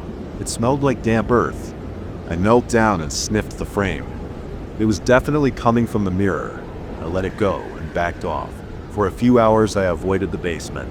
I unpacked more boxes, arranged the living room furniture, and tested the TV. My mind kept drifting back to that mirror. At around noon, I tried to call the realtor who sold me the house. She didn't pick up. I left a short message, asking if the previous owner had left anything important behind. I paced around the living room. Then I headed back to the basement with a hammer in my hand. I wanted to see if I could crack the glass. I felt a nervous energy building inside me. If I broke it, maybe it would stop whatever was happening. I stood in front of the mirror and held the hammer. The figures inside the glass moved slowly. I raised the hammer and swung. It struck the surface with a sharp ping. The mirror didn't crack. I swung again, harder this time. The hammer bounced off. No scratch, no chip. I pressed my fingernail against the glass. Not a single mark. My heart thumped. I lowered the hammer and stepped back, breathing through my nose. The mirror was not normal. I wiped sweat off my forehead and tried to calm down. I carried the mirror upstairs again. I dragged it to the living room. I left it facing the window. I stepped outside for a moment to see if it reflected anything through the glass. From outside, I saw my living room window. Nothing else. When I went back inside, the mirror still showed that distant world. I heard a soft, scraping sound. I leaned in. Inside the mirror, I saw one of the shapes tilt its head upward as if it were noticing me. My arms felt cold. I swallowed. I reached out and touched the glass again. It felt slightly colder than the air around me. For the next few hours, I tried covering it with a sheet. I used an old blanket and draped it over the frame. I left it in the corner of the living room and turned on the TV loudly. I watched some stupid show just to block out my thoughts. I tried to eat something simple, but couldn't taste much. The air in the house felt heavier than before. After a while, I muted the TV and listened. I heard a soft knocking sound, like a distant tapping. It seemed to come from the corner where the mirror stood, covered. I approached it slowly. I heard a low whisper, a kind of hiss. I stood still, holding my breath. I pulled the blanket off quickly. The figures were closer now, right near the glass. Their outlines looked more defined, thin limbs, and elongated heads. I saw no eyes, just dark forms. One reached out, pressing something like a hand against the other side of the glass. A faint smudge formed where it touched. I jumped back, clenching my teeth. My heart pounded. I decided to put the mirror outside. I dragged it to the front door. When I tried to open the door, the knob jammed. I pulled and twisted. It finally opened. I stepped onto the porch and lifted the mirror's frame, intending to place it on the curb. But as soon as I set it down, the glass looked normal, just reflecting the street. I saw my own shape behind it, blurry but present. Confused, I tilted it and looked closely. Outside, the mirror acted normal. I carried it back inside to check. The moment I crossed the threshold, it changed again. Back to that other world. My pulse raced. I left it on the porch for a while, just staring. Outside, it was just a mirror, cracked frame and all, showing me my own reflection in the quiet street behind me. I tested it 3 times. Inside the house. It showed that other place outside the house. Normal. I decided to leave it outside overnight. I went to bed feeling a bit better. Around midnight, I woke up to whispering sounds again. I sat up confused and remembered leaving the mirror outside. I went downstairs. The front door was closed, locked. The mirror was back inside, leaning against the hallway wall. My hands shook as I approached it. I couldn't figure out how it returned. I stared at the glass. The shapes were closer. One of them tapped the glass from inside, a steady soft clicking. I backed away and sat on the couch. My mind raced. I tried calling a friend, but my phone battery was dead. I plugged it in and waited. The whispering continued. I plugged my ears with my fingers. The sound was still there, muffled. I got up, walked to the kitchen, and grabbed my toolbox. I had a crowbar. I tried prying the mirror's frame apart. The wood splintered a little, but the glass stayed intact. I spent maybe 10 minutes wrestling with it until my palms hurt. I gave up and tossed the crowbar aside. I stood in front of the mirror and stared back at the shapes. One raised its arm slowly, pressing its lid against the glass. Another leaned in, and I saw a faint outline of a face. It had no clear features, just a dark surface. I felt the hair on my arm stand up. My mouth felt dry. I whispered, "What do you want?" No answer, just a soft scratching sound. I reached out and pressed my hand against the glass again. It felt colder than before. I tried to push, but it was solid. I leaned closer and listened. The whispers got clearer. I could hear low, raspy voices saying things I couldn't understand. Not words, just sounds. I felt dizzy for a moment and backed off. I needed to do something else. I tried lifting the mirror and taking it upstairs, thinking maybe I could store it in an attic crawl space. I reached the top of the stairs, but it got heavier halfway up. My foot slipped and I almost fell. I set it down on the landing. The glass rattled. Inside, I saw the figures move closer again. I dragged it into a spare room and left it facing a bare wall, then went back downstairs. I closed the door behind me. I sat in the living room. Lights on, TV off. I could still hear faint whispers even through the floor. The house felt colder. My fingertips tingled. I walked in circles, thinking about breaking a window and tossing it out, but that seemed dangerous and stupid.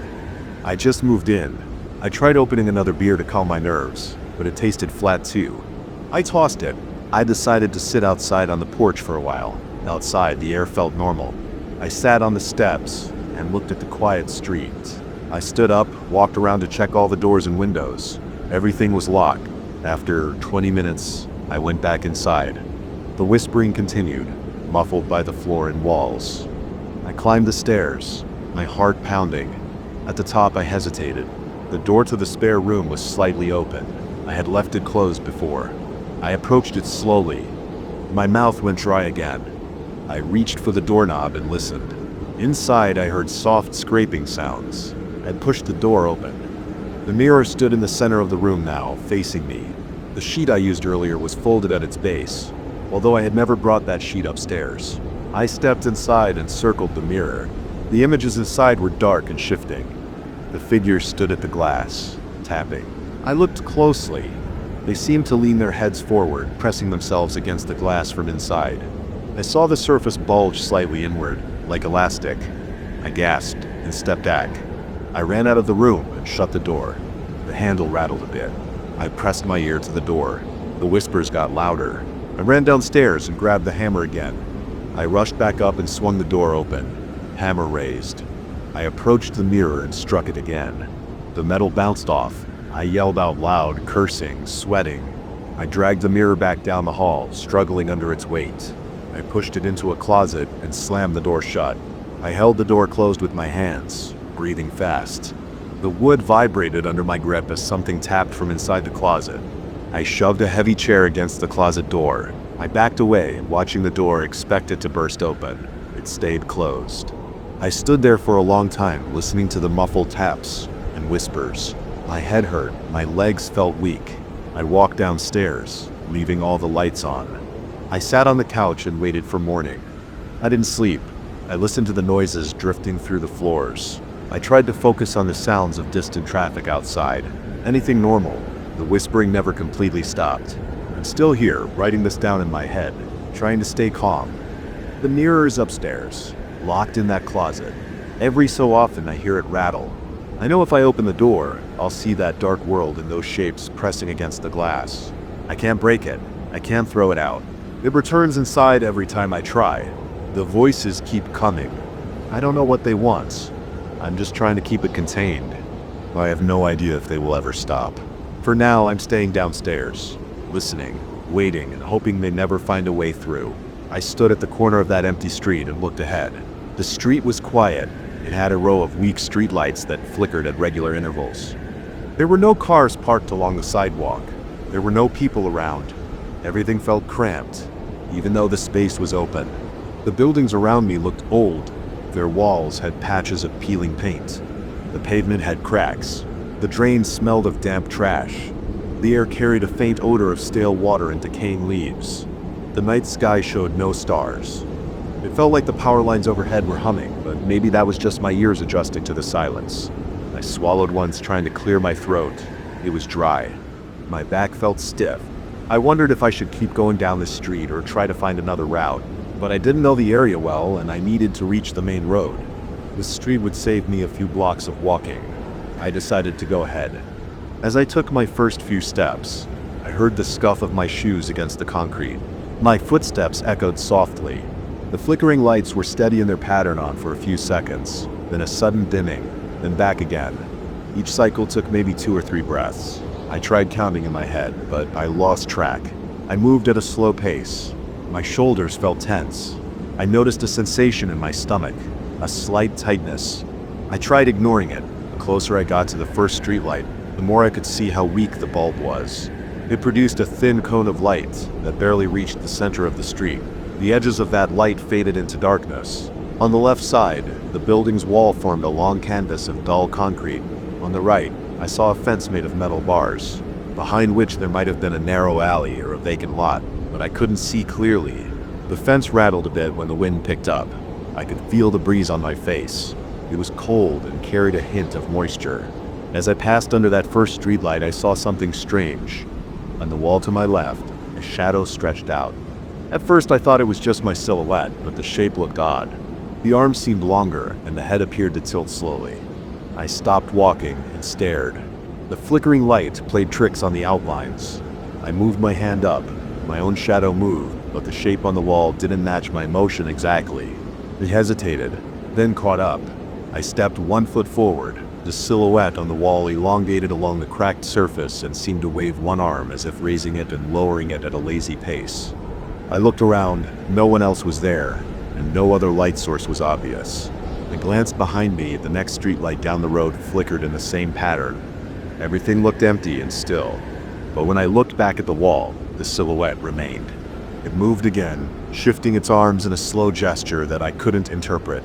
I felt a chill at the back of my neck. I tried to breathe steadily. I didn't want to panic over a shadow. It was probably just a weird angle of the light. Or maybe there was something behind me casting a strange shape. I turned around fully to check. I saw only the fence, the dark lot behind it, and the other side of the street. Nothing moved. I turned back to the wall. The silhouette still slid along it as if it were waiting for me to continue walking. I decided to move on. The tension in my shoulders grew as I walked further down the street. Each time I passed another light, I saw new shadows form on the walls. Some were shorter, some were elongated, some looked like they were bending their arms, and some looked like they were turning their heads. My legs felt heavier. My heart beat faster. The silence around me made the hum of the bulbs louder in my ears. I clenched my jaw and tried to keep my breathing quiet. At one point, I stopped under a street lamp and stared directly at the wall. The shadows moved in a loop, raising and lowering their arms, twisting slightly as if stepping sideways. I lifted my right arm, holding it straight out. The silhouettes hesitated. Then, after a few flickers of the light, they repeated a similar motion. I stepped 2 paces backward. They eventually mirrored something like that movement too, but always after a delay or with some distortion. I spoke out loud, keeping my voice low. "Hello?" My voice sounded rough. I hadn't spoken for a while. No one answered. The shadows kept moving. I tried listening for any sound besides the electric buzz. I heard nothing. No distant footsteps, no rustling in the trash, no murmurs from any windows. The buildings had no lights on inside, no TVs, no radios, no music. Just me and the shifting silhouettes. I felt sweat forming under my jacket. I rubbed my palms together. They were damp. I tried blinking a few times, hoping the shapes would go away. They didn't. I decided to walk faster. I wanted to reach the end of this street. I estimated I had maybe 2 more streetlights to pass before I got to the main road. I could see a brighter glow at the far end, probably from the next intersection. If I could just get there, I'd be away from these strange lights and shadows. I started moving with longer strides. My footsteps sounded louder now. My breathing got heavier. The silhouettes stretched along the walls, following my pace. Each time the lights flickered, the shapes jerked and then continued their slow gestures. As I moved, I noticed that when I tried to ignore them, the silhouettes seemed to come closer, or at least it felt that way. If I looked straight ahead and tried not to pay attention, I caught glimpses of them drifting along the corners of my vision. I could see their arms lifting, then falling, their heads tilting. When I looked directly at them, they slowed down, as if pretending to be normal shadows. I clenched my teeth and pressed on. About halfway down the second stretch of the street, I tried another approach. I stopped and faced the wall. I spoke again. "What do you want?" My voice sounded strained. The silhouettes made no sound. They kept moving. One of them lifted a long arm shape and seemed to hold it there. I waited. The light flickered, and when it came back, the arm was lower. I stepped closer to the wall. The surface felt rough under my fingertips. I could smell dust and a faint odor of old paint. I touched it firmly, pressing my hand against it. It was cold and solid. I leaned in and tried to see if there was any texture that would cause such shadows. Maybe cracks, pipes, or wires. I saw some cracks in chipped paint, but nothing that explained those shapes. I stepped back again. My heart was pounding. I felt a dryness in my mouth. I didn't know what I was dealing with. I decided to just leave. I didn't see any reason to linger. I turned away from the wall and resumed my walk. A bit faster now. I passed under another streetlight. The flicker remained steady. The silhouettes followed, always on one wall or the other, always shifting. I kept glancing toward the end of the street, keeping my eyes on the brighter lights ahead. The next few steps were tense. My spine felt tight, my chest felt constricted. I inhaled through my nose. exhaled slowly through my mouth. I tried to focus on the physical details, my shoes hitting the ground, a loose pebble that I kicked by accident, the faint scrape of my jacket's zipper when I moved my arms, the distant sound of a car horn far away, probably on a bigger street. That horn reassured me that normal life existed outside this street. With each flicker of the lights, the silhouettes adjusted their positions.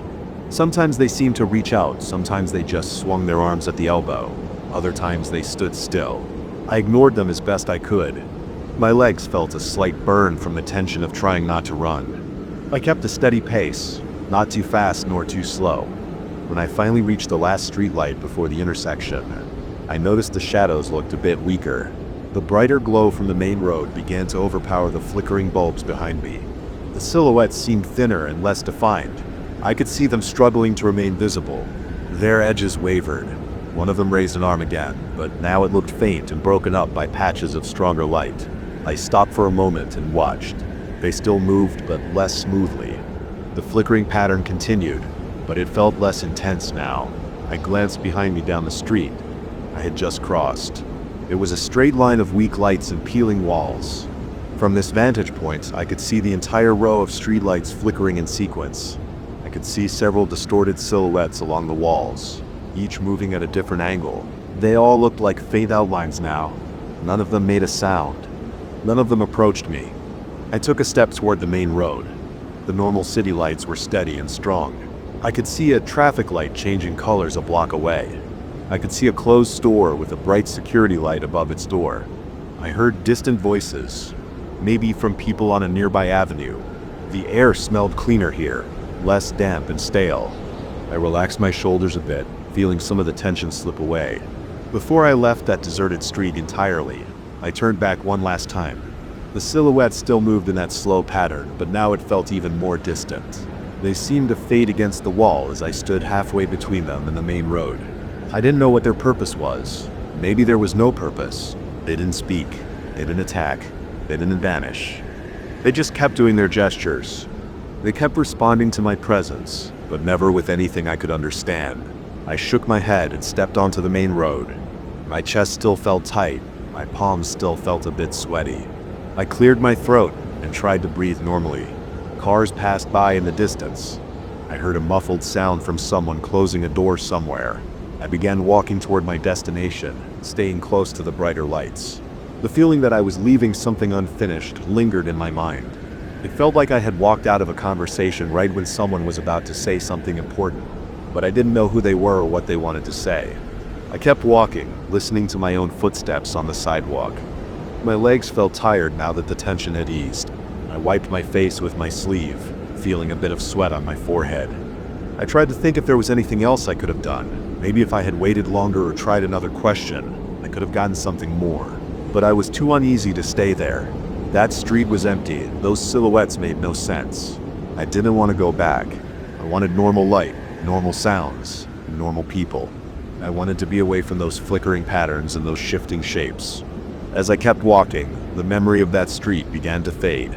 The sound of distant traffic and the sight of stable, steady lights helped me calm down. I glanced at the storefronts. Most were closed. Their metal shutters rolled down. A street cleaner pushed a cart a few blocks away. He didn't look in my direction. I passed under a strong halogen lamp that lit the sidewalk well. I could see my own shadow clearly, a simple shape following me closely. It didn't flicker. It didn't gesture. It just stayed there. A normal shadow. I reached the next intersection. Cars rolled by, their headlights cutting through the night. I turned right and headed toward my planned route. Behind me, that deserted street probably still flickered, and those silhouettes probably still moved. I wouldn't know. I wouldn't turn back again. I felt relieved to be out of there, yet uneasy about what I left behind. But I had nothing else to do about it. I just kept walking forward one step at a time until it was just another strange memory in a long night. The first time I heard about the room, it was from a guy named Martin. We were sitting in the back of a dimly lit bar nursing cheap whiskey when he leaned in and said, "You ever hear about the silent room in that old monastery upstate?" I shook my head, and he told me the story with this half smirk like he didn't believe it himself, but wanted to see if I'd bite. "It's not just quiet in there, it's wrong. No echo, no sound, no nothing. People say it gets inside your head. I laughed it off, but it stuck with me. A few weeks later, I found myself driving upstate with nothing better to do. Curiosity, boredom, call it what you want. I just needed to see it for myself. The monastery was a shell of its former self. Cracked stone walls loomed over a yard of tangled weeds and broken statues. The front door was off its hinges, hanging at an angle like a jaw unhinged mid-screen. I parked my car on the gravel road outside and stepped into the courtyard.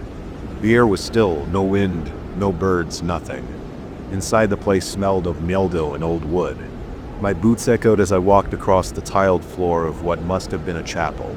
There were stained glass windows, most of them shattered, letting in shafts of dull gray light. The altar was bare, just a slab of stone with a deep crack running through the middle. I wandered through corridors lined with empty rooms. Dust coated everything, thick enough to write your name in. There were doors that wouldn't open, doors that led to nowhere. And then at the end of a hallway that seemed longer than it should have been, there it was, the door to the silent room. It didn't look special, just a plain wooden door with rusted hinges.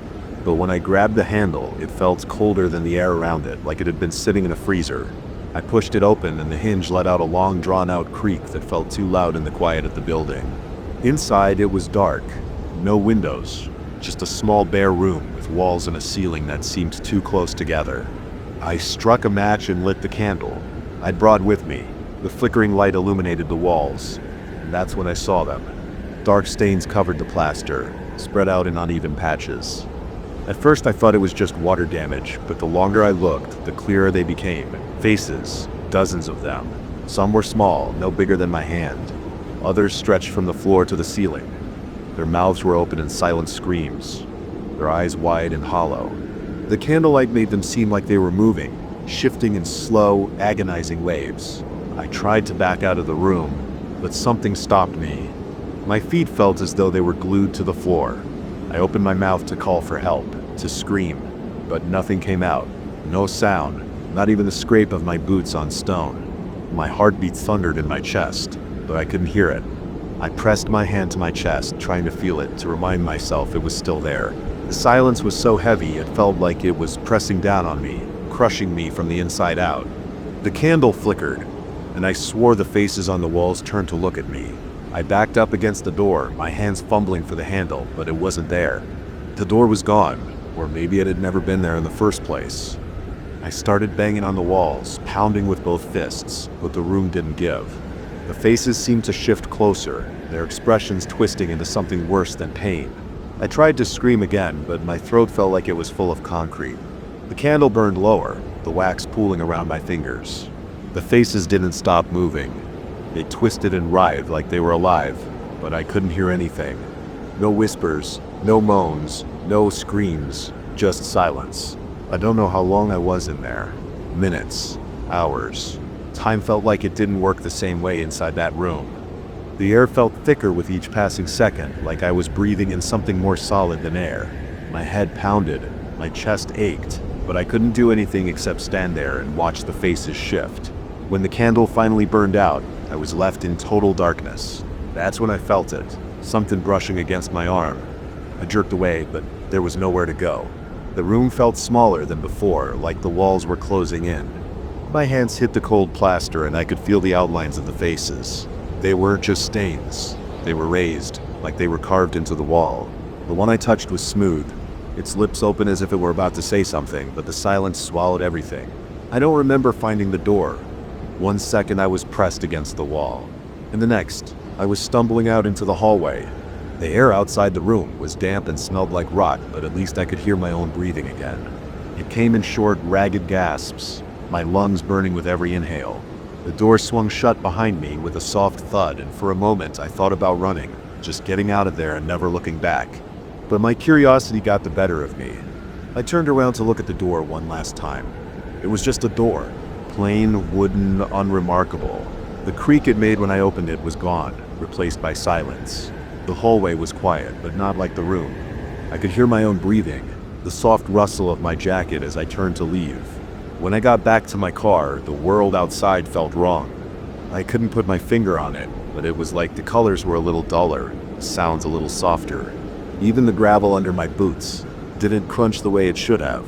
I didn't tell anyone what happened. What was I supposed to say? That I walked into a room and lost my voice.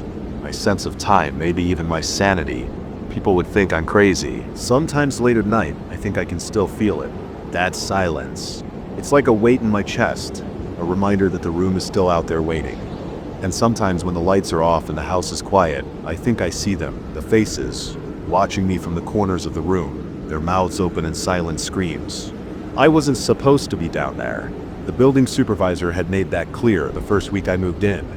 It said the basement was off limits, his voice low and firm, like he was warning me about more than just safety hazards. But I couldn't resist. Something about his tone, the way he avoided looking directly at me when he said it, made it impossible not to wonder. The building itself was ancient, its brick and mortar holding on like it had something to prove. I was broke and desperate, so when I found a place I could afford, I didn't ask too many questions. But that basement gnawed at me. So one night, after a couple of beers and too much time staring at the ceiling, I grabbed my flashlight and headed down the creaky stairs. The basement door wasn't even locked. That should have been my first warning. If they were so serious about keeping people out, why not lock it? But the latch clicked open easily, and the cold air hit me like a slap. It was dark, darker than I expected. My flashlight barely cut through it, its beam wobbling as I tried to steady my hand. The stairs groaned under me, loud and sharp in the silence.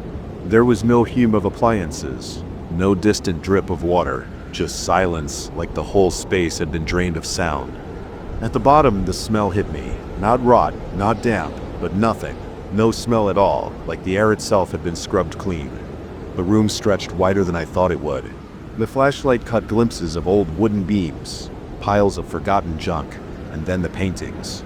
I almost missed them at first. They were tucked into an alcove along the far wall, lined up neatly, like someone had spent real time placing them there. The frames were ornate, gold and black, dust clinging to the grooves. The paintings inside were dark, muted colors, shadows swallowing most of the details. With the faces I moved closer, the beam from my flashlight shaking a little. There were about 10 of them, all portraits, all staring straight ahead. Men, women, young, old. Each one had that classic oil painting look. High collars, stiff poses, solemn expressions, except something was off. I didn't notice it at first, but the longer I looked, the more it stood out. Their mouths were too small, their eyes were too wide. The proportions weren't right, like the artist had been guessing at what people looked like without ever having seen one. I shivered, but I told myself it was just the cold. I stepped closer, leaning in to get a better look at one. A man with a dark suit and slicked back hair. His lips were pursed, his eyes heavy-lidded. His expression was blank, but there was something about the way his face was angled that made me feel like he was sizing me up. The flashlight flickered. I cursed under my breath, tapping the side of it. The beam steadied, and for a second, I thought I saw his eyes twitch. I froze. It was subtle, barely there, just the smallest flutter of his eyelids, like a slow, lazy blink. I stepped back, the beam swinging to another painting. A woman this time, her hair piled high, her dress all ruffles and lace. She had the same dead-eyed stare, but her lips were parted now just slightly. I could have sworn they were pressed together before. My chest tightened. The flashlight flickered again, and I smacked it harder this time, my breath coming quicker. When the light came back, her lips had stretched into a grin. Not a smile. It was too wide. The corners of her mouth curled up in a way that didn't make sense. Her teeth were small, sharp-looking, crammed together like they were fighting for space. I stumbled back, the flashlight beam swinging wildly across the other paintings. Every face had changed. The man with the slicked back hair was grinning now, his lips pulled tight against his teeth. Another man, older, with a white beard, had his eyes half closed, his head tilted slightly, like he was listening for something. A younger woman, her face pale and smooth, had her mouth open wide, her tongue dark and heavy in the center. My pulse was hammering in my ears. I backed away, trying to keep the flashlight steady, trying not to blink. The floorboards creaked under me, louder now, like they were straining against my weight. "Okay," I muttered, my voice shaky in the silence. "Okay, I'm done. I'm leaving." I turned, but the second I did, I felt it. A prickling sensation at the back of my neck, like tiny needles dragging against my skin. I stopped. The air behind me felt heavy, as if it was pressing in on me. I didn't want to look, but my head turned anyway, slow and stiff. as if something was pulling it. The paintings were leaning forward. Not much, just enough that I could tell. The tops of the frames jutted out from the wall. The faces angled slightly downward, all of them looking directly at me. I could feel their eyes on me. I stumbled back, almost tripping over my own feet. The flashlight flickered again, and this time, when it steadied, the faces were closer. I didn't hear anything, no footsteps, no scraping of frames against the wall. But they were closer, their features sharper now, more detailed. The woman with high hair had her head cocked to one side, her grin impossibly wide. The man with a beard was baring his teeth, his gums black and swollen. I turned and bolted. The stairs felt farther away than they should have been, as if the room had stretched somehow. My boots slammed against the floorboards, each step echoing like gunshots. I didn't look back. The prickling at the back of my neck was worse now, spreading across my shoulders and down my spine. My hands were slick with sweat. The flashlight slipped against my palm. When I hit the stairs, I nearly fell, grabbing the railing just in time to stop myself. I didn't stop running though, practically throwing myself up the steps. The door was still open at the top, a slice of light cutting through the darkness. I reached it, slammed it shut behind me, and locked it. My chest was heaving, my throat was tight. I leaned against the door, trying to catch my breath, the cold from the basement still clinging to me. I didn't go back down there. I didn't even tell anyone what happened. But sometimes, late at night, when everything's quiet and I'm lying in bed, I feel it, that prickling at the back of my neck. It started with a job listing. Caretaker for isolated property, must stay on site, high pay. I needed the money, and the place was a 3-hour drive from anything resembling civilization. I figured it couldn't be worse than sleeping on a buddy's couch. The mansion wasn't exactly inviting when I pulled up late in the afternoon. It loomed at the end of a long dirt road, surrounded by gnarled trees, and silence thick enough to make my ears ache. The house was all dark wood and narrow windows, like it had been built to keep the outside world away. The key was waiting in a rusted lockbox by the door, along with a single sheet of instructions. Keep the generator running. Don't mess with the antiques, and avoid the hallway at the north wing after sundown. I tossed the paper aside. With a laugh. Avoid a hallway? I was here to fix leaky pipes, not buy into ghost stories. The inside wasn't much better than the outside. Dust coated everything. The floorboards creaked with every step. The air felt heavy and damp, like the walls had soaked up years of mildew and misery. I found the north wing after dumping my bag in the first room with a decent bed. The hallway was easy to spot. It was narrower than the others, and even in the late afternoon light it seemed darker. The walls were lined with faded portraits, their faces so smudged and distorted that I couldn't make out any features. At the end of the hall was a door. It looked ancient, made of dark wood, and covered in faint, worn carvings. Symbols. Maybe. The whole thing gave me a bad feeling, but I wasn't about to start freaking out over a hallway. I had bigger problems, like figuring out how to get the power back on before dark. By the time I got the generator going, it was already night. The mansion was quiet except for the hum of the machinery outside and the occasional groan of the wind through the cracks in the walls. I was exhausted, but a nagging curiosity kept me from settling in. I grabbed a flashlight and went back to the north wing. The hallway was colder now. My skin prickled as I stepped into the shadows. The air smelled faintly metallic, like old coins. I walked slowly, shining the light across the faded portraits. The beam barely seemed to penetrate the darkness. When I reached the door, I hesitated. The carvings seemed clearer now, but I still couldn't make sense of them. And then I heard it, scratching. It was faint at first, like a mouse dragging its claws against wood. Then it got louder, more deliberate. It was coming from the other side of the door. My mouth went dry.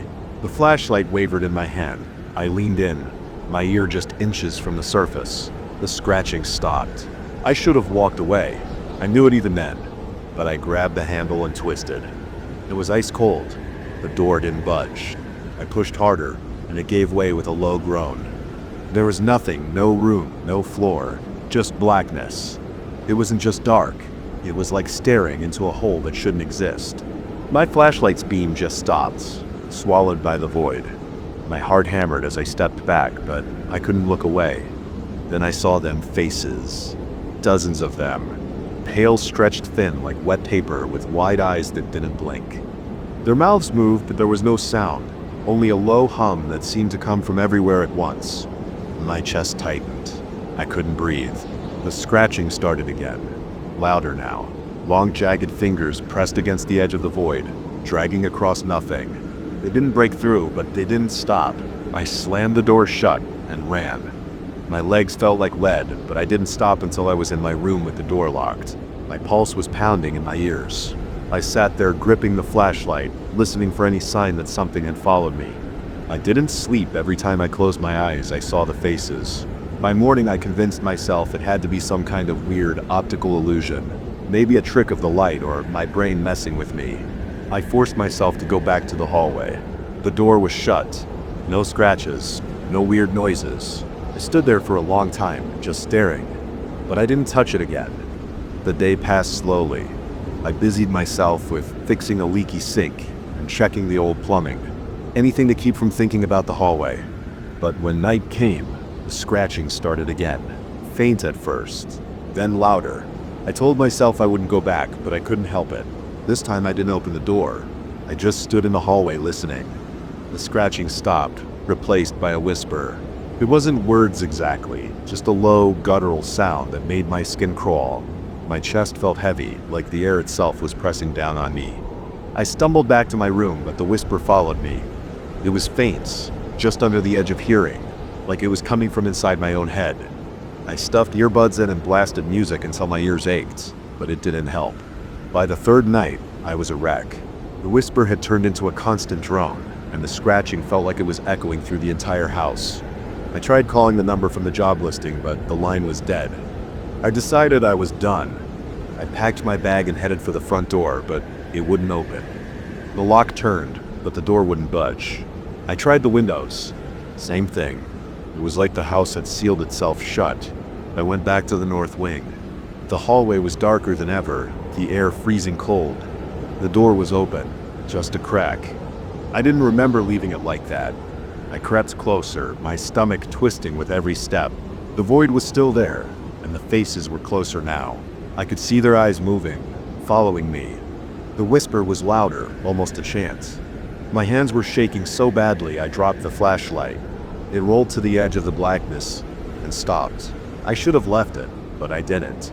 I reached down, and as soon as my fingers touched the light, something moved. One of the faces surged forward, its mouth stretching open wider than it should have been. A hand shot out, clawed and skeletal, grabbing for me. I fell back, scrambling to my feet and slamming the door shut. The whisper stopped. The scratching stopped, but the door didn't lock. I spent the rest of the night in the corner of my room, gripping a broken chair leg like it would do anything if one of those things got through. By morning, I was done playing around. I grabbed a hammer from the toolbox and went back to the hallway. The door was still closed, but I could hear the whisper, faint but insistent. I swung the hammer at the wood as hard as I could. The carving splintered, but the door didn't break. I kept swinging, sweat pouring down my face, my arms burning. Finally, the door cracked open and everything went silent. No whispers, no scratching, just silence so deep it made my ears ring. I waited, holding my breath, but nothing happened. When I stepped back, the door creaked shut on its own. The next morning, the front door opened without a problem. I didn't look back, which was 6 months ago. I don't know what was behind that door, and I don't care. I still hear the whisper sometimes late at night. It's faint, almost like my ears are playing tricks on me. But I never go near closed doors after dark. Not anymore. It started as a typical evening. Work had dragged on longer than usual, and I was dead set on getting home as quickly as possible. I remember glancing at the clock on my dashboard, 6:47 p.m. The sun was already dipping below the horizon, and a faint orange glow stretched across the sky. My usual route home would take another 25 minutes. Then I spotted the dirt road to my right. Barely noticeable unless you were looking for it. I'd passed it a dozen times, but never took it. It was one of those things people talked about but never really used. A shortcut, they said, that shaves off 10 or 15 minutes. That was enough for me. I flicked my blinker, turned onto the path, and immediately felt the crunch of gravel under my tires. The road was narrow, with trees lining both sides. Their branches almost formed a tunnel. I remember thinking how quiet it got as soon as I left the main road. No engines, no honking, just the faint hum of my car and the occasional crunch of twigs beneath the tires. At first it felt fine, peaceful even. The air smelled damp, like the forest had soaked up the day's heat and was now cooling off. But then I noticed something odd, something that didn't feel right. The trees seemed closer, not in a supernatural way, just in a way that made the road feel tighter and more confined. I brushed it off, thinking it was just my imagination playing tricks on me. A few minutes later, the tension started. It wasn't anything big at first, just a flicker of movement to my left. Out of the corner of my eye, I thought I saw something, a shadow slipping between the trees. I jerked my head to look, but there was nothing there, just darkness and the faint outlines of trunks and branches. I shrugged, letting out a short laugh at myself. "Relax," I muttered. "It's just trees, probably a deer or something." The road started to get rougher. Potholes appeared more frequently, and my car jolted every time I hit one. I slowed down, gripping the steering wheel tighter. The headlights barely seemed to cut through the growing darkness. I could feel my pulse in my temples now, steady but noticeable. I reached over to turn the volume up on the radio, hoping some noise would break the silence, but all I got was static. No big deal, I thought. I'll be out of here soon. And then I heard it, a dull thump from behind me. My stomach dropped. It wasn't loud, but it was enough to make my hands freeze on the wheel. I glanced at the rearview mirror, but all I could see was darkness. Probably a branch, I told myself, but my voice sounded shaky even to me. I kept driving, telling myself it didn't matter, but the feeling didn't go away. About 2 minutes later, it happened again. Thump, louder this time, like something hitting the trunk. My hands were slick on the steering wheel now. I glanced at the mirror again, but it was useless. The headlights illuminated the road ahead, but behind me there was nothing but black. "Okay," I said out loud, trying to keep my voice steady. "Just keep moving." I pressed the gas pedal a little harder. The car bumped and rattled as the road got worse. The trees seemed thicker now, their branches reaching out like they were trying to block my way. My breathing got heavier. I couldn't help it. Every time I thought I saw something moving out there, my heart felt like it skipped a beat. Then, just when I thought I'd shaken it off, bang. Something hit the passenger side door. Hard. I jumped so badly that my foot slipped off the gas for a second. The car slowed, but I quickly pressed down again, hard. "What the hell was that?" I shouted, not expecting an answer. My heart was racing now, pounding so loud that I could hear it in my ears. I didn't dare stop. I didn't even look at the door. I kept my eyes on the road, knuckles white as I gripped the wheel. The logical part of my brain screamed at me. A rock, a branch, anything but don't think about it. Just drive. But the noises didn't stop. There was another thump, this time on the roof, followed by a scraping sound that made my skin crawl. It sounded like nails dragging across metal. My hands were trembling now. I tried to tell myself it was nothing. Wind, maybe a branch fell, and anything to keep from losing it completely. And then I saw it up ahead in the middle of the road. A figure barely lit by my headlights. It didn't move. It didn't wave. It didn't signal for help. Just stood there, motionless. I hit the brakes hard, and the car skidded to a stop. My chest heaved as I stared at the figure. It looked like a man, but I couldn't make out any details. The shadows from the trees played tricks on my eyes, making him seem blurry, like he was flickering in and out of focus. "Hey," I yelled, my voice cracking. "What do you want?" No response. The figure didn't move. My throat was dry, and my palms were sweating so much that I could barely grip the wheel. Every instinct screamed at me to turn the car around, but the road was too narrow. I'd have to reverse. I didn't like the idea of not being able to see behind me. "Move!" I shouted again, slamming my hand on the horn. Sound echoed through the trees, but the figure didn't flinch. It was as if he or it didn't even hear me. That's when I noticed the shadows again, not just the one in front of me, but others. Moving between the trees, flickers of black just outside the reach of my headlights. My chest tightened. They were circling me. I didn't know how I knew, but I knew. My breath came in short, sharp gasps. My fingers were shaking so hard I could barely hold the wheel. Screw it. I slammed the gas pedal to the floor. The car lurched forward, and for a split second I thought I saw the figure move. Just a slight twitch, like it was turning its head to watch me. My stomach churned, but I didn't stop.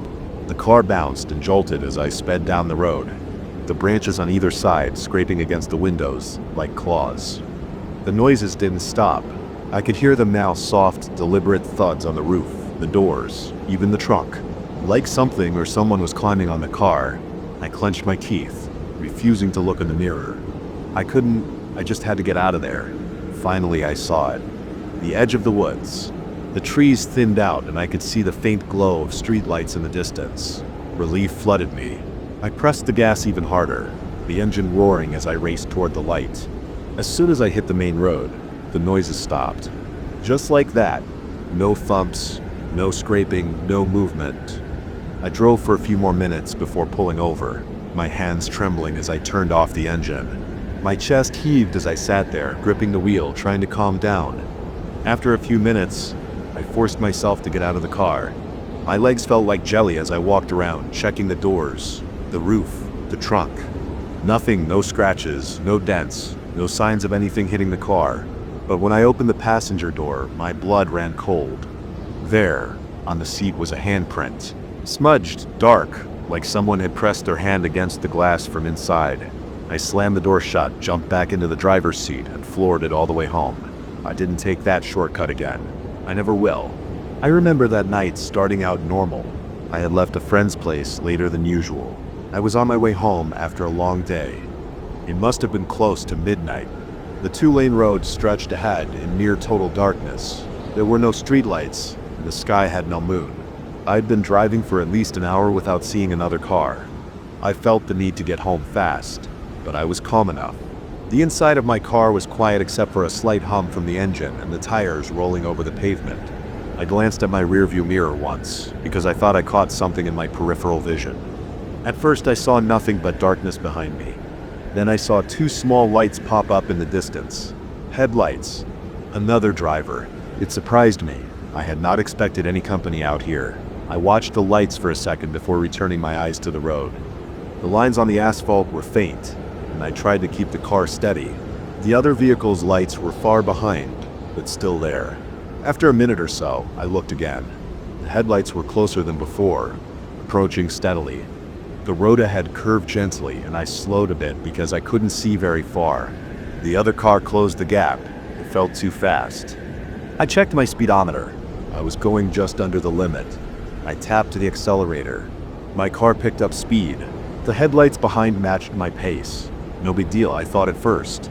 Maybe it was another driver heading home just like me.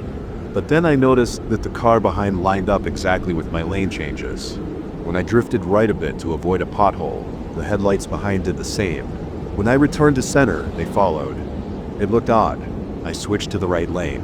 The headlights moved behind me, staying in line. I switched back to the left lane. They followed again. I frowned. There were no other cars around. There were no intersections, no exits, not for a few miles at least. I knew this stretch of road. The next gas station was ahead, but still a good distance away. Everything else was just empty fields and patches of trees on either side. The roadside had tall grass and no fences. I saw nothing else out there. My car's headlights illuminated maybe 30 feet ahead. Beyond that was just darkness.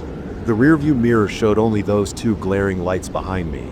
I tried slowing down to let the other car pass. I pressed the brake pedal gently. My speed dropped. The headlights dropped too. The other car slowed at the exact same time.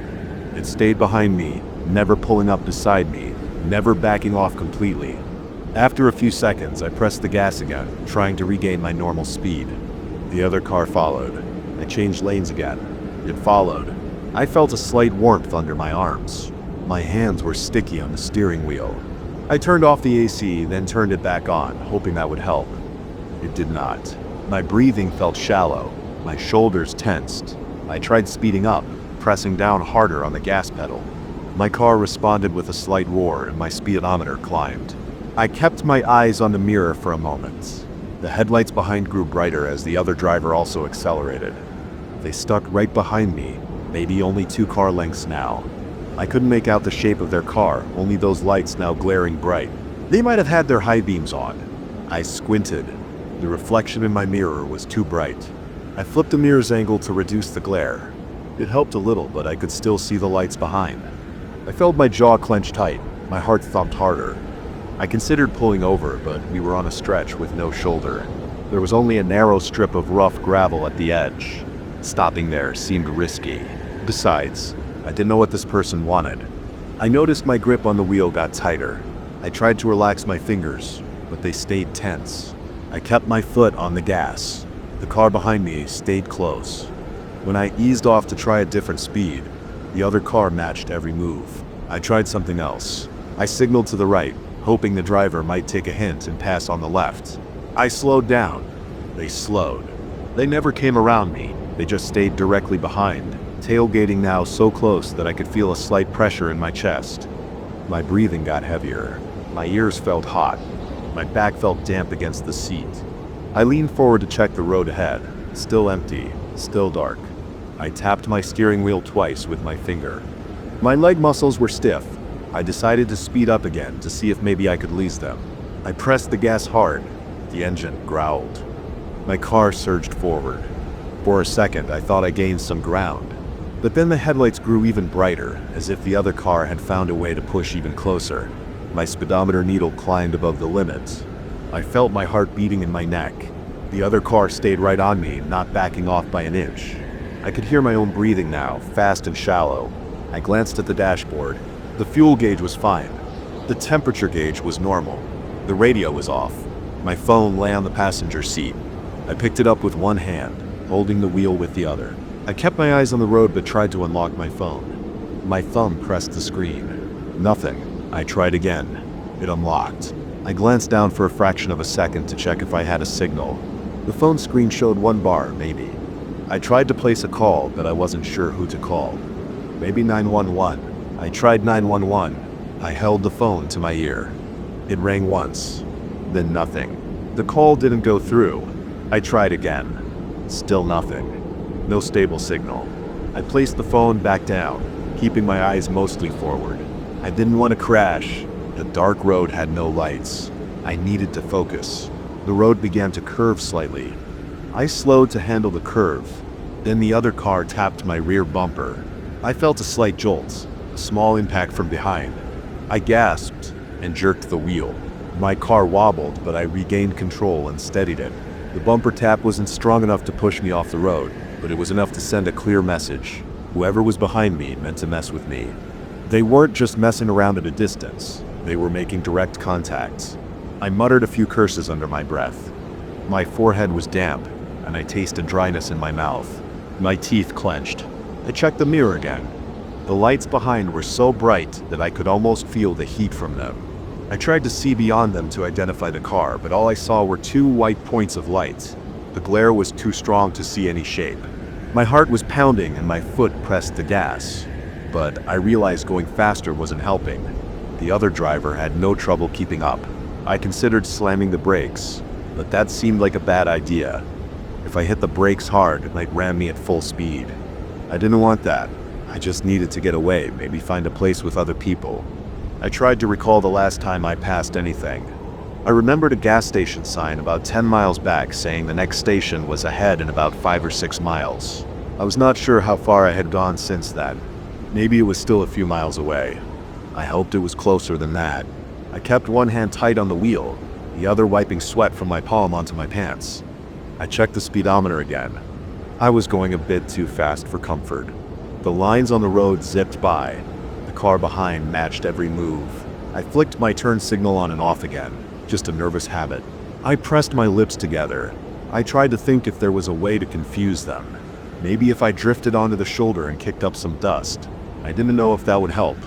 The shoulder looked narrow and rough. I didn't want to risk a flat tire or losing control. The road continued forward, no intersections or turns, just blackness in my headlights cutting through it. The car behind stayed close. The glare of its lights covered my mirrors. I couldn't see the stars, I couldn't see anything. I felt isolated and trapped. My neck was stiff. My shoulders ached. I blinked several times to keep my eyes focused. Then I saw something ahead. At first it was just a faint glow in the distance, a hint of artificial light against the darkness. As I got closer, I realized it was a gas station. I recognized the shape of the sign and the soft yellowish lights that surrounded the pumps. It looked small, probably one of those stations that stay open all night. There might be an attendant or maybe just self-service pumps. Either way, it was a place with lights and maybe a camera or two. It meant I would not be alone out there. I pressed the gas a little more, hoping to reach that station quickly. The other car was still on my tail. I checked the gap, maybe a car length. It was dangerously close. I gritted my teeth and tried to keep the wheel steady. My headlights lit the outline of the gas station sign. I could see a small building next to the pumps. A single car parked near the side. The light was bright enough to show the pavement clearly. I wanted to pull in there, maybe get out of the car, maybe just be around some lights and see if this psycho behind me would back off. I kept my foot down, maintaining speed. As I got close, I flicked my blinker to the right lane. I started to move over. The car behind followed, still close. I was ready to brake and turn into the gas station entrance. My heart hammered against my chest. My mouth felt dry. My arms felt shaky. Just as I approached the turn for the station, I glanced in the mirror one last time. The headlights behind me were gone. Just like that, they disappeared. I looked back over my shoulder. Nothing was there. The road behind me was empty. I pressed the brakes slowly, checking my mirrors again and again. No lights, no car, nothing. The darkness behind me was complete. I turned into the gas station lot, my tires crunching over a slightly rough patch near the entrance. I parked under the bright lights, turned off the engine, and sat there breathing hard. My shirt stuck to my back. My heart pounded inside my chest. I rubbed my face with both hands. I looked around. The gas station had a small store inside, with a door made of glass and a few shelves visible. A dim light flickered inside. There was no sign of anyone behind me. No headlights on the road, and no engine sound. Nothing. I stepped out of my car, feeling the cool night air on my face. My legs were stiff, so I walked around to the back of my car to check if there was any damage. I couldn't see much, but I ran my hand over the bumper. It felt normal, maybe with a slight scuff, but nothing major. I listened for any distant engine noise and heard only the soft hum of the station's lights. Maybe some insects near the grassy edge. I looked up and down the road, but nothing was moving. The station sign buzzed quietly. I walked toward the store and tried the door. It was locked. The lights were on inside, but maybe there was no one there at the moment. I knocked on the glass once, but received no response. I peered inside and saw a counter with a register, some snacks on shelves, and a coffee machine. I waited for a minute, just listening. I still heard nothing from the road. After waiting, I went back to my car, pulled out my phone, and checked for service again. Now I had a signal, a couple of bars. I considered calling someone, maybe a friend, but I didn't know what to say. I had no license plate, no description of the car that followed me, just headlights. I wondered if I should call the police. I decided to wait and see if the car appeared again. I leaned against my car, arms crossed, eyes on the empty road. The darkness around the gas station was total beyond the circle of light that illuminated the area. The road stretched off into that darkness. A few trees at the edge of the property swayed slightly in a weak breeze. As I stood there, I could feel my heartbeat slowing down now that I was out of the car. My neck still felt stiff, so I rolled my shoulders to ease the tension. My breathing settled and my mouth still felt dry, so I sipped from a water bottle I had in the car. The water was warm, but it helped. I walked around the small lot. The pumps were old but functional. One pump had a handwritten out-of-order sign taped to it, while the other looked fine. I tried to see if the store had any posted hours and spotted a small sign near the door, open 24 hours. But no one answered my knock. Maybe the attendant was in the back. I thought about getting back in the car and continuing my drive, but the idea made me nervous. I pictured those headlights returning the moment I got onto the empty road again. My stomach felt tight. I took a few deep breaths and reasoned that I needed to get home. I couldn't stay at this station forever, but maybe I could wait a bit longer. If that car had been messing with me, maybe they were waiting somewhere down the road. But if they were gone, they wouldn't stick around this late. So I decided to wait another 10 minutes. I checked my phone again and saw that the time was later than I thought. I had spent more time out here than expected. No messages, no missed calls. The quiet felt strange. There was a slight buzzing in my ears from the silence. I opened my car door and turned on the interior light. The small circle of light felt safe. I stood there and scanned the road one last time. Nothing. No headlights. No movement. I climbed into the driver's seat and closed the door. I turned the key in the ignition. The engine started smoothly. I adjusted my seatbelt. I put my phone in the cup holder.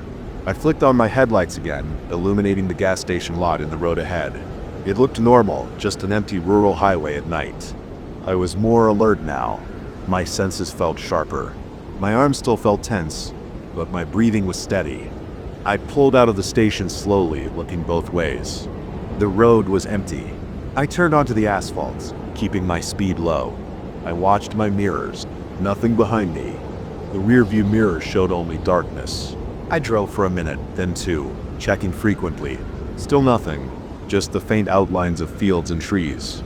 The tension began to fade slightly. I listened to my engine's steady hum and the sound of tires on asphalts. I tried to focus on reaching home. It was still a drive away, but at least now I had some light from the station behind me. The memory of the other car was fresh in my mind. I could almost feel that bumper tap again. My heartbeat picked up when I thought about it, but I saw no headlights. I was alone on the road. I kept driving, not too fast, checking my mirrors again and again. Nothing. The road remained empty. After a while, I relaxed my shoulders and loosened my grip on the wheel. My palms were dry now.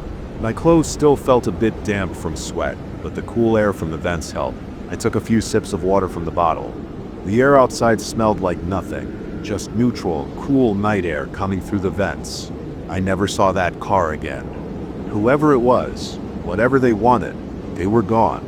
If not for the tightness in my muscles and the slight scuff I thought I felt on my bumper, I might have doubted it happened. But I knew it did. I felt the impact. I saw the lights. I felt the fear. There was no reason to doubt that. It happened, and now it was over. I kept driving toward home. The rest of the road ahead was just dark and empty. No other cars appeared, no other strange lights followed me. Eventually I reached more familiar territory with a few houses, some street lights, and a more comfortable setting. But that memory of those headlights sticking to me on that empty stretch would stay in my mind. I could still picture them in my mirror, glaring and matching every move, right until the moment they vanished near that gas station. I remember it clearly. By the time I finally got home, it was very late. I parked in my usual spot and got out. The air felt calmer here. Streetlights lit the curb. A neighbor's porch light was on. I stood there for a moment, still feeling some tension in my legs and shoulders. I looked around. Everything was quiet and normal. I locked my car and went inside, glad to be off the road and away from that strange encounter. No children, no deaths, no crashes, just a tense drive that ended as abruptly as it began. That was it. I still do not know who they were or why they followed me, but I know how it felt real threatening, and I'm just glad it ended. I still remember that night. It happened during my first week working at that old farm. The farmer had gone into town before sunset, and I stayed behind in the barn to finish some chores. He said he might not be back until late. He told me to lock up and leave whenever I was done. I was new and wanted to make a good impression, so I decided to finish everything he'd asked me to do. I stayed longer than I should have. It was quiet after he left, at least at first. The barn was dimly lit by a single overhead bulb that the farmer had set up so I could see what I was doing. There were a few loose boards along the barn walls. They creaked sometimes when the wind blew. I tried to ignore it. I had a few tasks left: stacking hay bales in a corner, checking the feed bins, putting tools back on their proper hooks. My back was sore from a full day of work. My hands smelled like old rope and straw. I just wanted to get done and go home. I remember lifting a bale of hay and hearing something outside. It sounded like slow, dragging footsteps. At first, I thought maybe the farmer came back early. I stopped what I was doing and listened. I didn't hear a door open or a truck engine, just something like a heavy boot scraping along the dirt. It moved around the side of the barn, then went quiet. I called out, "Hello." I said it loud enough that if anyone was out there, they would answer. But nobody spoke. I tried to shake it off. Maybe it was a stray animal. The area around the barn had loose dirt and patches of grass. Sometimes you'd get a dog wandering through. I got back to work. After a few minutes, I heard it again. Slow steps, then a pause, then another. It sounded like it was circling the barn. I turned off my phone's music and listened more closely. The barn door was closed but not locked.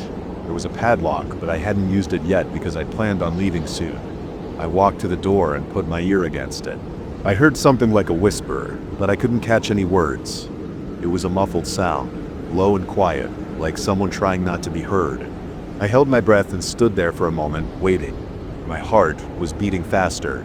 I felt a bit stupid for getting nervous over a noise. I grabbed a pitchfork and stepped back. I wasn't planning on fighting anyone, but I didn't like standing there unarmed. I looked around the barn. Everything seemed normal at first. Then I noticed a shovel on the floor that I was sure I had hung up earlier. I remembered placing it on a hook. Now it rested against a post near the door. My stomach tightened as I walked over and put it back on the hook. I tried to think logically, telling myself maybe I was mistaken or had left it there in the first place. I went back to my work, but I couldn't ignore the sounds outside, the creaking steps that came and went, sometimes at the back of the barn, sometimes near the sides. They didn't move fast. They dragged, stopped, and then started again. I considered calling the farmer, thinking he might be late as it said, but why would he be messing around? He never seemed like the joking type. I heard a soft thud behind me. I spun around to see a rake that had been leaning against the wall fall over. I walked over and stood it up, then checked all the tools to make sure they were secure. I had a weird feeling that I wasn't alone. Maybe someone was on the roof or in the loft. I climbed the ladder to the loft and shone my flashlight around, but it was empty except for old boxes and loose straw. No animals or people. I climbed down and stood in the middle of the barn. My pulse was racing in my neck as I looked at my phone. No signal. That wasn't unusual out here. The wind outside picked up a bit, and I heard the old boards groan. The barn smelled like dust and hay. I was sweating, even though it wasn't hot. I wanted to leave, but I didn't want to seem lazy. I had only one chore left, sorting a small pile of feed bags and stacking them by the door. I started organizing them. That's when I heard the whispering again. This time it was clearer. It sounded like 2 or 3 voices speaking quietly, moving around the outside of the barn. I couldn't understand the words. I dropped a bag of feed and stood still. The voices stopped. I walked toward the side of the barn, pressed my ear against the wall, and heard a faint scraping sound. I hit the wall with my palm and yelled, "Who's there?" I expected a quick answer. Maybe laughter or someone saying it's just a prank. Nothing. Total silence. I stepped away from the wall and looked at the tools again. The shovel was on the floor again. My chest tightened. I grabbed it and held it in my hands this time. I wasn't going to keep putting it back like some fool. I decided I needed to look outside. I couldn't just stand in there and imagine things. I walked to the door slowly, took a deep breath, and pulled it open. The outside light had a motion sensor. It was dark at first, but as soon as I stepped out, it flickered on and off a couple of times, then stayed dim. I stood on the threshold and looked around. I saw dusty ground, some old wood planks stacked by the fence, and nothing else. No people, no animals, nothing out of place. I walked a few steps forward. The ground was soft from a recent rain, and I saw footprints. They were human, I think, or at least they looked like boot prints, but they made no sense. They circled around the barn in uneven loops. They didn't lead anywhere, just stopped abruptly near the back. I followed one set of prints to where they ended. It looked like someone had been walking around and then vanished. I knelt down and touched the ground. It felt damp and loose. No sign of dragging, no sign of a jump or anything, just footprints that stopped. I stood up and looked around, keeping the shovel in my hand. My mouth felt dry. The night air was still. I heard the faint hum of distant traffic on the highway. I thought about calling out again, but I didn't see the point. Whoever was out here didn't want to answer. I stepped back inside the barn. The light outside flickered again and went out. Inside, I closed the door and slid the latch. I checked it twice to make sure it was secure. I turned around and saw that the pitchfork had moved from its corner to the center of the barn floor. It lay there, tines facing me. I know I didn't put it there. I felt my scalp tighten and a wave of heat pass through my face. I rushed over and picked it up, then threw it to the side and stepped back. I tried to control my breathing. I didn't know what to do. I considered leaving, but I felt trapped. The driveway was long and dark. My car was parked by the main house, which was a couple of 100 yards away. I didn't have the keys on me. They were in my jacket, which I had left hanging near the barn door. I grabbed my jacket and fished out the keys. I thought maybe I would just drive to town and find the farmer, tell him what happened. But then I realized I should at least call him first. I walked outside again and tried to get a signal. Nothing, just the same dead spot. I stared at the empty fields. The moon was out, but there were thin clouds, and the light was weak. I kept looking at the ground, searching for any sign of movement. The footprints I saw were still there, just as before, going nowhere. I walked around the barn, holding my phone up, hoping to catch a signal. I heard a low scraping sound behind me. I turned and saw nothing. I looked at the barn's roof. Nothing there. The wind picked up a bit, and the boards groaned again. The sound made me clench my teeth. I went back inside and closed the door again. I decided to wait it out. Maybe it was just some local kids messing with me. But I didn't hear any laughter or running footsteps. It was too quiet. The barn smelled stale now, like old sweat and dirt. I stayed near the door, leaning against it, listening. After a few minutes, I heard that whispering again. It was softer now, as if whoever it was had backed away. It circled the barn once more, slow and deliberate. I imagined someone walking close, dragging their feet, whispering to themselves. But I didn't see anyone through the cracks. I tapped on the door and waited. No response. I picked up a hammer from a toolbox and walked around inside, making sure nothing else had moved. I found the rake leaning against a different wall than where I put it earlier. A coil of rope lay unrolled on the floor. I kept picking things up and putting them back, afraid that if I looked away they would move again. My stomach growled, and I realized it was past my usual dinner time. I thought about leaving the barn and making a run for the house. It wasn't far, but in the dark and with whoever or whatever was out there, I didn't feel safe. The house was locked anyway. The farmer had the keys. I only had my car keys and the car was parked by the house. I would have to run across open ground to reach it, an idea that made my heart pound. I tried yelling one more time. "If you're out there, knock it off." My voice echoed inside the barn, but outside, nothing but silence. I looked through the small window near the workbench and saw the sensor light outside flicker again. Something must have moved. A shadow passed by the window, a quick dark shape low to the ground. I backed away, holding the hammer tightly, and pressed my back against a stack of hay bales, listening. The whispering started again, a bit louder this time. It sounded like a low conversation right outside the wall. The words were too quiet to understand. I waited, hoping they would leave. Instead, I heard the boards creak as if weight pressed against them from outside. I thought I saw dust fall from the rafters. I moved to the center of the barn, keeping all walls in my line of sight. After a few minutes, the sounds began to fade away. The footsteps became less frequent. The whispering turned into soft rustling, and I heard a gentle tapping, like someone scratching on the outside wall. Then even that stopped. The silence lasted for a long time. I slowly let out a breath. I told myself it might be over. I decided I needed to leave before it started again. I unlatched the door and stepped outside. The sensor light struggled to stay on, flickering. I looked around. I didn't see anyone, but I still saw those odd footprints. I followed them a bit farther this time, circling the barn.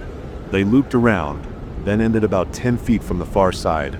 The ground beyond was untouched, smooth. There was no fence there, no ditch, nothing. Just empty dirt and darkness. I checked my phone again, still no signal. The light outside flickered one last time, then went out. I stood in the dark, listening to my own breathing.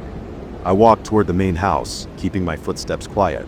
I passed through a patch of tall grass and reached my car. I got inside and locked the doors. I started the engine, turned on the headlights, and aimed them at the barn. Nothing moved, just that old wooden structure. The tools were inside. I pictured them scattered around, but I knew they were inside, not out here.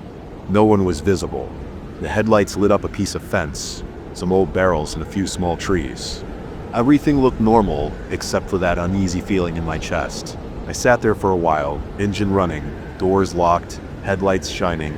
I waited to see if anyone would show up. Nobody did. Eventually, I turned the car around and started down the driveway.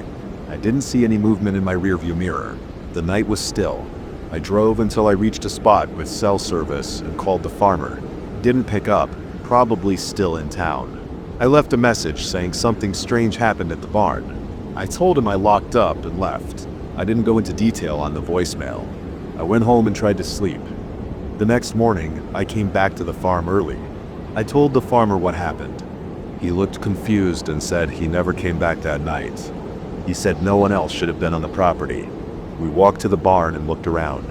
The footprints were gone. The ground had already dried and smoothed out by morning breeze. Inside, the tools were mostly where they belonged. Only the rope looked like it had been messed with, lying a bit looser than usual. The farmer shrugged it off, saying maybe I was tired, maybe I heard animals. I didn't argue. I knew what I heard. I knew what I saw. I kept working there for a while, but I never stayed that late again. When the farmer went to town, I always finished early and locked up before dark. I never heard those whispers again, and I never saw footprints that led nowhere. But I remember that night clearly, and I don't like to think about it too much. It still makes my neck stiffen and my stomach tense up. I don't know who was out there or what they wanted or how they managed to vanish without a trace. I just know I heard them. I saw those prints and I saw tools move by themselves. Nothing else explains it. I just don't talk about it much anymore. It doesn't help to think about it. I did my job. I locked up. I left. That's all. I remember the exact moment I decided to take that damn shortcut. It was late afternoon and the sun was dropping behind the trees. The regular road out of town was completely jammed. It was just me, Danny, and Chris in my old sedan. We were on a spur-of-the-moment trip to the coast. Nothing planned. Just me behind the wheel, Danny riding shotgun, Chris in the back. We were in good spirits, but I was tired of sitting in traffic, watching brake lights flash and feeling sweat collect under my shirt. The navigation app showed a quiet road running parallel through some backwoods area. It looked empty. I suggested it. Danny shrugged. Chris nodded, so I turned off without much thought. We had no clue what we run into down that lonely route. About 20 minutes later, we were on this two-lane strip of cracked asphalts. Dense trees pressed in on both sides, their shadows stretching across the pavement. There weren't any houses or gas stations. There was just us, and the crunch of gravel into the tires. We kept going, hoping to reach another main road soon. Danny fiddled with the radio, got static, cursed under his breath, and gave up. Chris stared out the window, tapping his foot. I just kept driving. The car's headlights were on low beam. The engine's hum was steady. The air inside smelled faintly of sweat and old upholstery. After a while, we spotted someone in front of us standing near the edge of the road. At first, I thought it was a hitchhiker. The figure wore a hooded jacket that looked dirty and loose, maybe torn in places. The light was getting weaker, but I could see the person raising an arm, slowly waving. I slowed down, unsure if we should stop. Danny leaned forward, squinting. Chris said nothing at first. The figure didn't move away, it just kept its arm raised as if asking for help. The person's posture looked odd, stiff and slightly tilted. The hood covered the face so I couldn't see any features. The clothing looked worn out with frayed edges, giving off a strange impression. Something not right. I braked and rolled the window down a bit. The air outside was cooler. I could smell damp leaves and earth. The figure stood, maybe a few car lengths ahead. None of us called out. We just looked. Then Chris said, "We should see what's going on. Maybe they need help." Danny said it was a bad idea. I didn't know what to say. The person just stood there, waiting. I was curious and felt a bit uneasy. Maybe it was the silence or the way the figure's head remained bowed, never showing a face. We didn't hear any cries for help. Instead, there was only the distant rustle of leaves. Chris unbuckled his seatbelts, pushed the door open, and stepped out before I could stop him. He was always the one to jump into action. "Hey, you okay?" he shouted. He walked a few steps toward the figure. I leaned forward, trying to keep my eyes on both Chris and this stranger. Danny stayed quiet, holding the dashboard. My heart was beating faster than normal. I could feel a dull pressure in my chest and a slight shake in my hands. I tapped the steering wheel. I watched Chris approach. Then I blinked. The figure was gone. Just like that. One moment it was there. Next moment it wasn't. Chris stopped and looked around. I saw him turn in a full circle. His hands lifted as if to say, "Where'd they go?" There was no sound of footsteps, no rustling of branches, just emptiness. I leaned my head out the window and called Chris. "What the hell?" He looked back at me wide-eyed, shaking his head. He walked forward a bit more, bent down, and then stood straight again. Chris returned, stepping around to the front of the car. Then he stopped and stared at the ground. I followed his gaze through the windshield. There were footprints in the soft dirt beside the road, right where the figure had been. They were small and uneven, leading around the side of the car. I watched Chris' eyes track something. He looked confused, then concerned. He moved toward the passenger side, then stopped. He stood there, his arms stiff at his sides, looking down at the ground. Inside the car, Danny said, "What the hell's going on?" I didn't answer. I craned my neck, trying to see what Chris was doing. I tapped the horn lightly, a small beep. Chris, come on, get back in, I said. Chris took a step backward, looking at the tracks. He said nothing, but I saw him mouth something I couldn't hear. He looked over his shoulder at me, and his eyes were wide. He looked scared. I felt a jolt in my stomach. Chris wasn't the type to get spooked easily. Suddenly, the driver's side door handle rattled. I heard the metallic click of it trying to lift. My heart jumped. I twisted my head to the left. There, pressed against the window, was that hooded face, or at least the hood and some shadow beneath it. The figure had reappeared right next to my door, cheek against the glass. It was smiling. I saw teeth, dirty, uneven teeth. The hood made it hard to see the eyes. The face was inches from mine, separated by just the glass. I yelled out, "Danny!" I threw myself back in the seat, trying to get away. Danny shouted something I didn't catch. I could hear him scramble in his seat. The door handle rattled again. I felt the car shake slightly as the figure pulled on it. I locked all the doors. My fingers fumbled on the button. The figure kept pulling slowly and firmly. No panic, just steady attempts to open it. I could see its fingers, thin, with dirty nails, curling around the handle. The mouth kept that grin, lips chapped and cracked. I saw a dark smudge on the cheek, maybe dried mud. My chest tightened, and I could feel sweat trickling down my back. Chris came running around the car, stopped at the driver's side, and hesitated. He was a couple of feet away from that figure. I saw him raise his hand slightly, unsure what to do. The figure ignored him. It only cared about the door. Danny yelled, "Get away." He rolled down his window an inch and shouted at the figure. That didn't do anything. I saw Chris reach out and grab the figure's arm. The figure jerked free with a quick, sharp movement and stepped back. The hood stayed low. I still couldn't see the eyes clearly. I took this chance and started the engine. The headlights flared brighter. The figure stood in the beam, not moving away but not coming closer either. I slammed the gas. The tires spun in the gravel. The figure stepped aside at the last second as the car lurched forward. Chris jumped back into the car, jerking the door shut. Danny cursed nonstop. I kept going, faster than was safe, on that narrow road. As we sped off, I saw in the rearview mirror the figure standing in the middle of the road watching us. The hood still covered the face. The grin still seemed etched there. The figure didn't chase us. It just stood still, drifting backward into the darkness behind us. I noticed Chris panting. He had one hand pressed against the roof of the car as if he were trying to steady himself. Danny was breathing through clenched teeth. I focused on the road, knuckles white on the steering wheel. After a few minutes, I spoke in a low voice. "What the hell was that?"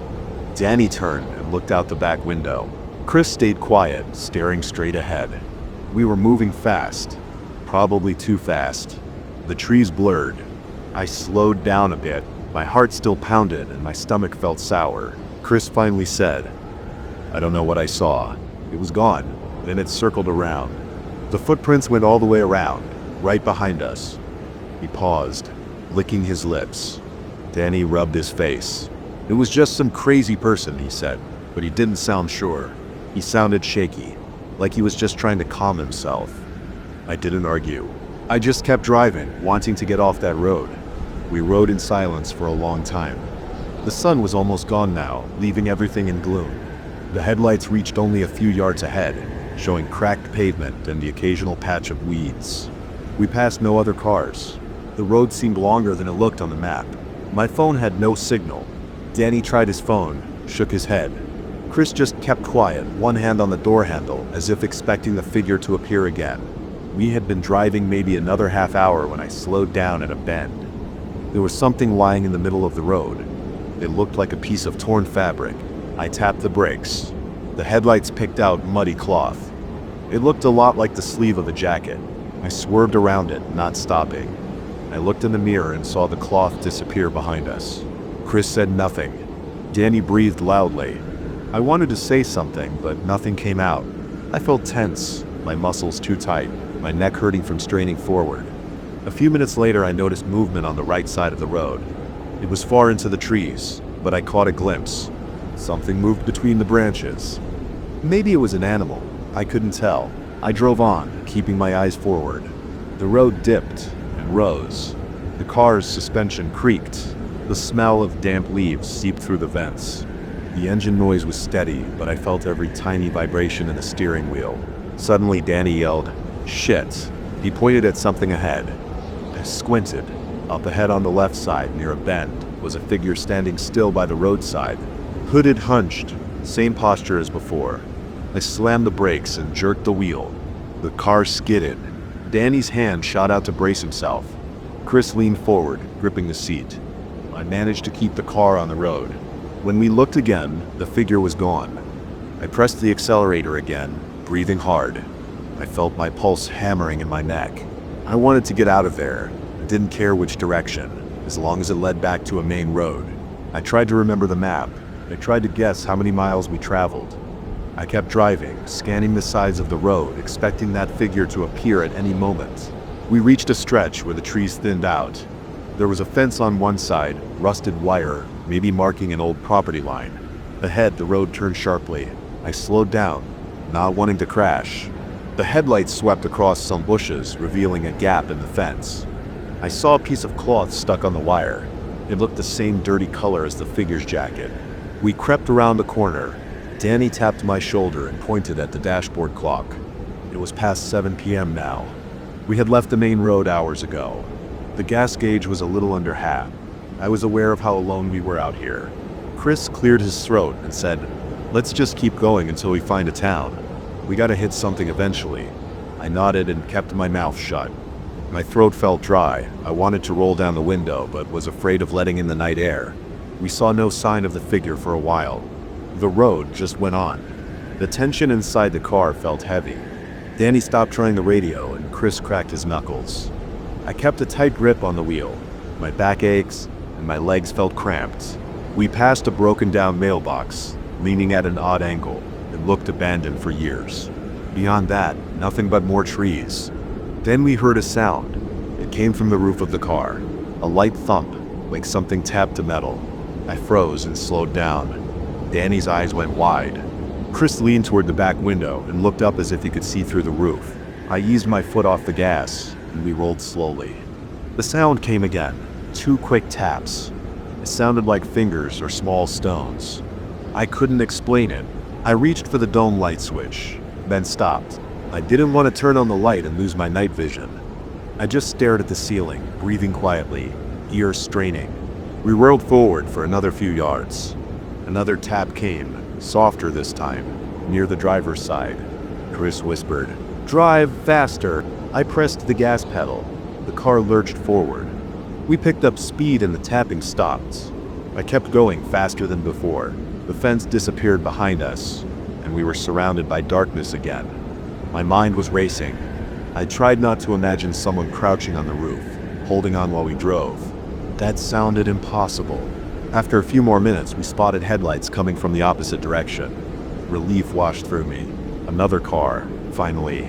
I slowed down, wanting to flash my lights or signal them. As the car approached, I noticed it was some old pickup truck. I couldn't see the driver well. We passed each other. I rolled down my window and shouted, "Hey, wait!" But the truck didn't stop. It just kept going. I considered turning around, but I didn't want to risk it. I had no idea what was behind us. We continued forward. A strange quiet settled in. No tapping, no figures, just a long winding road. The leaves rustled outside, and occasionally a twig snapped under the tires. My stomach felt knotted. I wanted a drink of water, but I hadn't packed any. I asked Danny if he had anything to drink. He shook his head. Chris said nothing. We were all on edge. Then, without warning, the headlights caught a shape lying in the center of the road. This time it looked bigger than a piece of cloth. I slowed down, keeping my foot above the brake pedal, ready to stop. As we got closer, I realized it was a backpack. Old, worn straps torn. It lay open as if rummaged through. I steered around it. I didn't even think about stopping. I just kept going. I noticed Danny's breathing again. He was tense, fingers digging into his thighs. Chris reached over and locked his door again, even though it was already locked. We rolled on for another 15 minutes or so. Finally, we saw a cluster of lights ahead. Street lights. A crossroad. I gritted my teeth and pressed forward. As we got closer, I saw a stop sign and a larger road crossing ahead. No buildings, but a better road with pavement lines and reflectors. I pushed the car forward until we reached that intersection. I turned onto the main road without hesitation.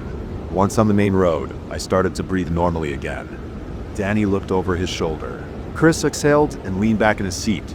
We drove for another mile, then a gas station sign came into view. I pulled in under the fluorescent lights. The station was small but lit. There were no other cars, but at least it felt safer than out there in the dark. I parked near a pump and turned off the engine. Inside the car, we sat for a moment, catching our breath. Nobody said much. I wiped sweat from my forehead. Danny tapped his phone. It had 1 bar of signal. Chris finally spoke, his voice low. "We're not taking any more shortcuts." I just nodded. I felt my shoulders relax a bit in the bright light of the gas station sign. I opened my door and stepped out. The night air felt different here, less heavy. I stretched my legs, looking around. The road was quiet, but it wasn't isolated like before. No dark figures stood by the roadside. I could smell gasoline and asphalt. I leaned on the car and looked over at Danny and Chris. They got out too, each staying close to the vehicle, eyes scanning the darkness. None of us said what we seen was impossible. None of us tried to explain it away. We knew we'd been lucky to get out of that place. I didn't want to think too much about what the figure wanted or how it disappeared like that. I just wanted to fill up the tank and keep moving toward a place with more people, maybe find a motel, lock the door, and forget about it. We never mentioned it to anyone else. We left that road behind and never went back. I learned a lesson that night. Next time I'd stay on the main highway, no matter how bad the traffic got. It's better to sit in line with 100 brake lights in front of you than face something that shouldn't exist on a silent stretch of unknown asphalt. I don't know if the figure was just a disturbed person living out there or something else. It doesn't matter. We got away, and that's enough. I still remember that face pressed against the glass. Those teeth that grin. The image never left my mind. But we're safe, and that's all I care about now. I stood on the deck near the ship's railing and watched the water move under the dull light. The ship was small, old, and cheap. Most passengers were couples looking for a short trip. I was alone, trying to relax after a tough week at work. I chose a low-cost cruise because I didn't want to spend too much. I didn't expect luxury or excitement, just a quiet time. That night, I heard something strange, and it kept me awake. It was close to midnight when I first heard a muffled scream, like someone yelling behind a closed door. It came from somewhere down the corridor near my cabin. But when I opened my door to look, nothing seemed out of place. I walked through the corridor. The lights were dim. My footsteps were soft on the carpet. I passed by a particular door that caught my attention. It was an old wooden door, scuffed at the bottom. The number plate was missing a screw. I stepped in front of it and felt the floorboards creak under my weight. There was a sour smell in the air, like old damp towels. I leaned in and listened. I didn't hear anything else. I shook my head and returned to my cabin. I tried to sleep, but I couldn't. In the morning, I saw a single wet footprint on the deck outside, leading from somewhere near the cabin door to the railing. I walked closer and looked at it. The print was shaped like a bare foot, with water dripping at the edges. I touched the deck near it and felt cool moisture, but no puddle. The footprint led right to the railing. Then nothing. I glanced over the side. There was only the ocean. I had no idea what it meant. I turned around and decided to talk to the crew. I approached a crew member wearing a faded polo shirt. He looked tired. I told him about the scream I heard, and he smiled and said they'd been having some hydraulic problems.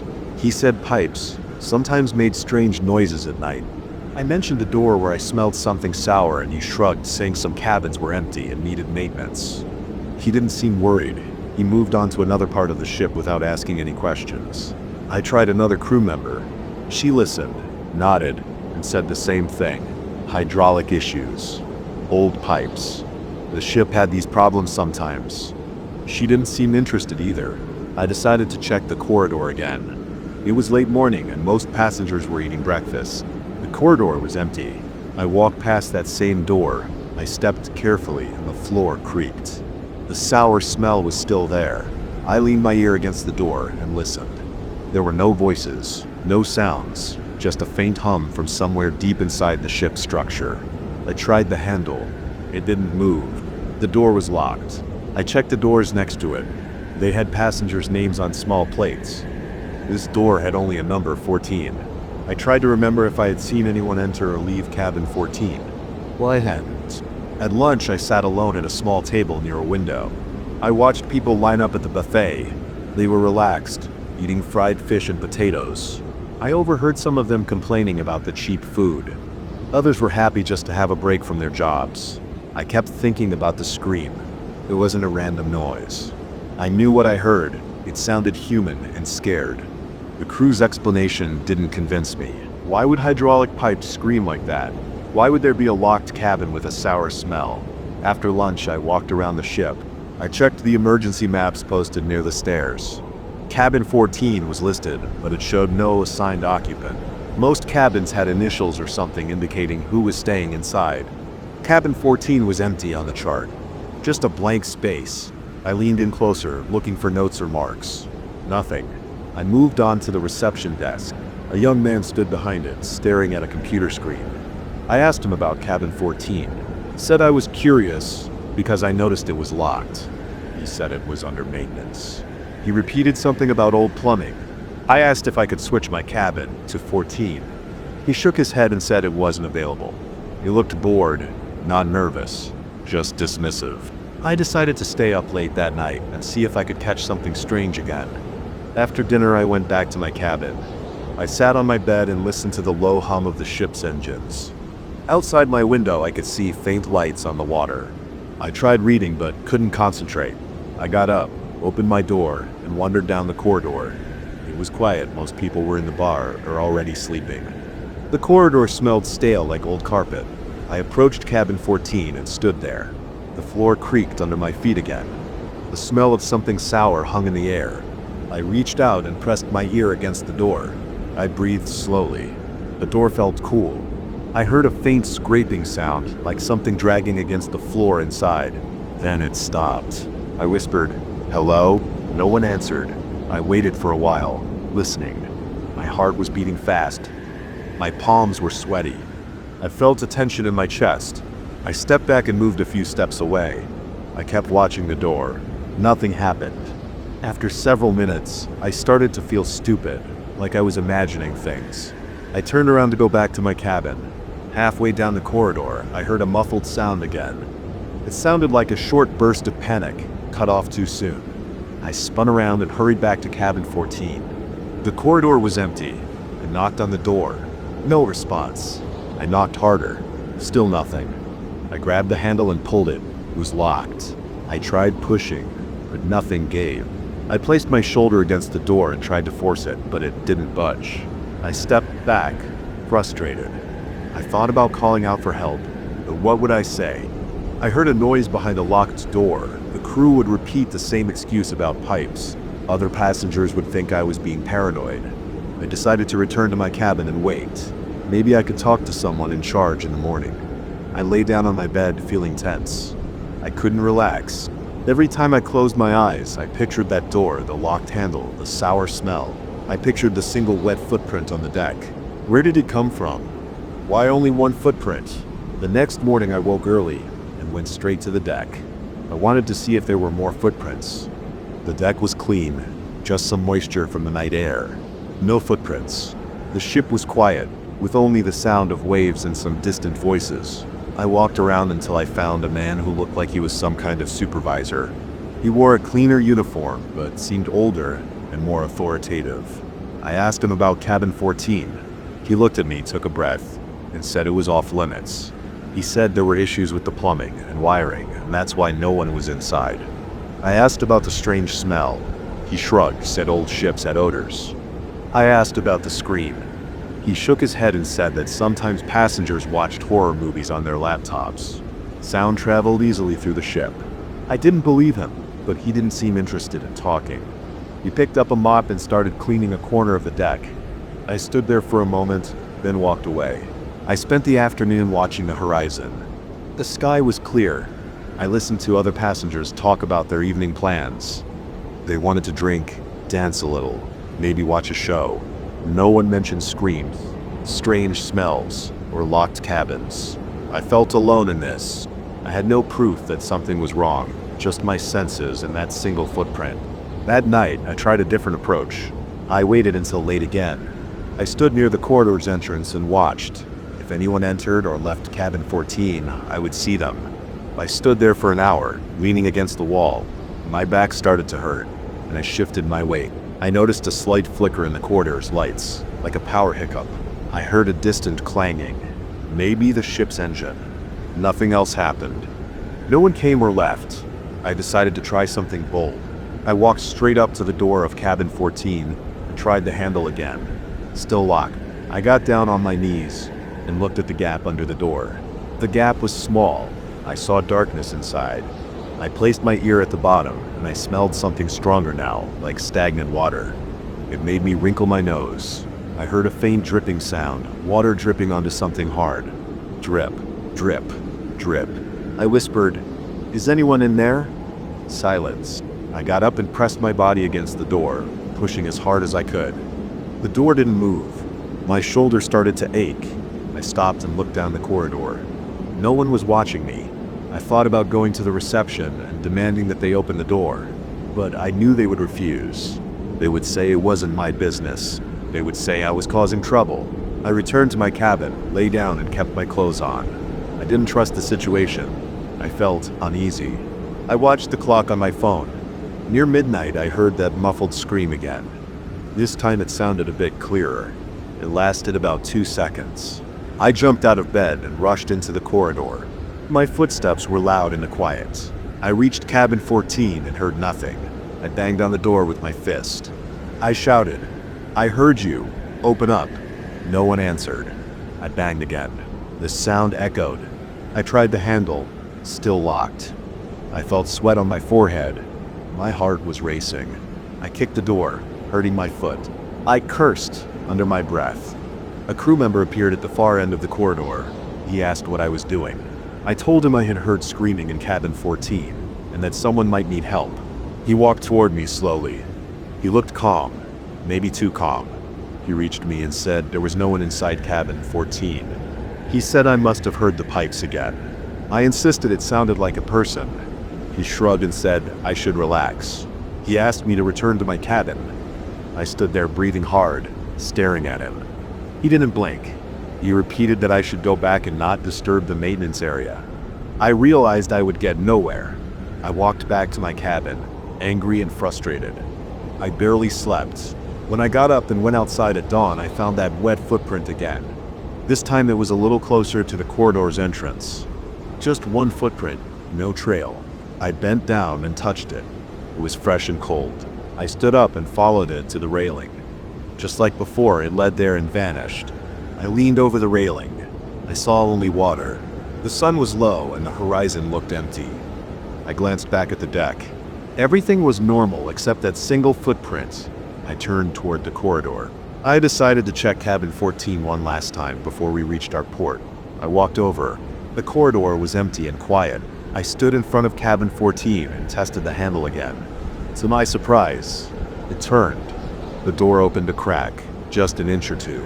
I heard a slight rubbing noise inside, like a shoe sliding on the floor. I pushed gently. The door stopped at something. I tried pushing harder, but it wouldn't budge. I stuck my head in the small gap and looked inside. I saw a dark room with no lights on. I smelled that sour odor, stronger now. I saw a metal pipe protruding from the wall and dripping water onto the floor. The floor looked warped and damp. There was something on the floor blocking the door. Maybe a small piece of furniture. I couldn't see clearly, but I listened carefully and heard only the dripping water. No voices, no breathing, nothing else. I tried pushing the door again, but it wouldn't move. I pulled back and let the door close. The latch clicked, locked again. I hurried to find a crew member and told him that the door to cabin 14 had opened. I found the older supervisor near the dining area. I said, "The door to cabin 14 has opened." He looked at me and asked if I tried to enter. I said yes. He said it was unsafe because the cabin was under repair and passengers shouldn't enter maintenance areas. I said I saw dripping water. He nodded and said they knew about that. I said I smelled something sour. He said old ships had many odors. He didn't seem surprised or worried. I realized I would get no answers. I gave up asking. The rest of the day passed slowly, so I avoided the corridor and spent most of my time on the deck watching the ocean. As we approached our final morning on board, I woke up early to check the deck again. There it was, another single wet footprint. I stood over it feeling uneasy and tired. I knew I wouldn't find the truth. The crew would keep brushing it off. The passengers didn't care. There was no sign of violence or obvious crime, just strange noises. A locked cabin, a sour smell, and one wet footprint that led nowhere. I looked over the railing at the empty horizon. I felt the breeze on my face. The ship would dock in a few hours. I would leave and never know what happened in cabin 14. I watched a crew member scrub the deck a few steps away, erasing the footprint. I said nothing. He said nothing. I stood there thinking about what I saw and heard and how everyone ignored it. I decided to pack my bag and waited for us to arrive. I didn't want to linger. There was nothing else I could do. The secrets would stay on this ship. I just wanted to go home. Go. We were too far from any trail, and I knew it. I remember standing there looking around at nothing but trees and thick brush, feeling a kind of tension in my chest. There were no other people around, no signs, no markers, no campgrounds. We had walked for hours off the main path until we reached that spot. It was quiet. I could hear my own breathing and the light crunch of leaves under my boots. I wanted a remote place to camp. I wanted something different from the usual crowded spots. I got what I wanted, and then I regretted it. I set up the tent as daylight started to fade. My girlfriend Laura moved around near me and helped hold the poles in place. She was quiet, a little tired, but still trying to stay positive. She wiped sweat from her forehead and handed me the mallet to drive the stakes deeper. I was focused on getting the tent solid. The ground felt uneven, and I had to adjust the position a few times. The air smelled like damp soil and old leaves.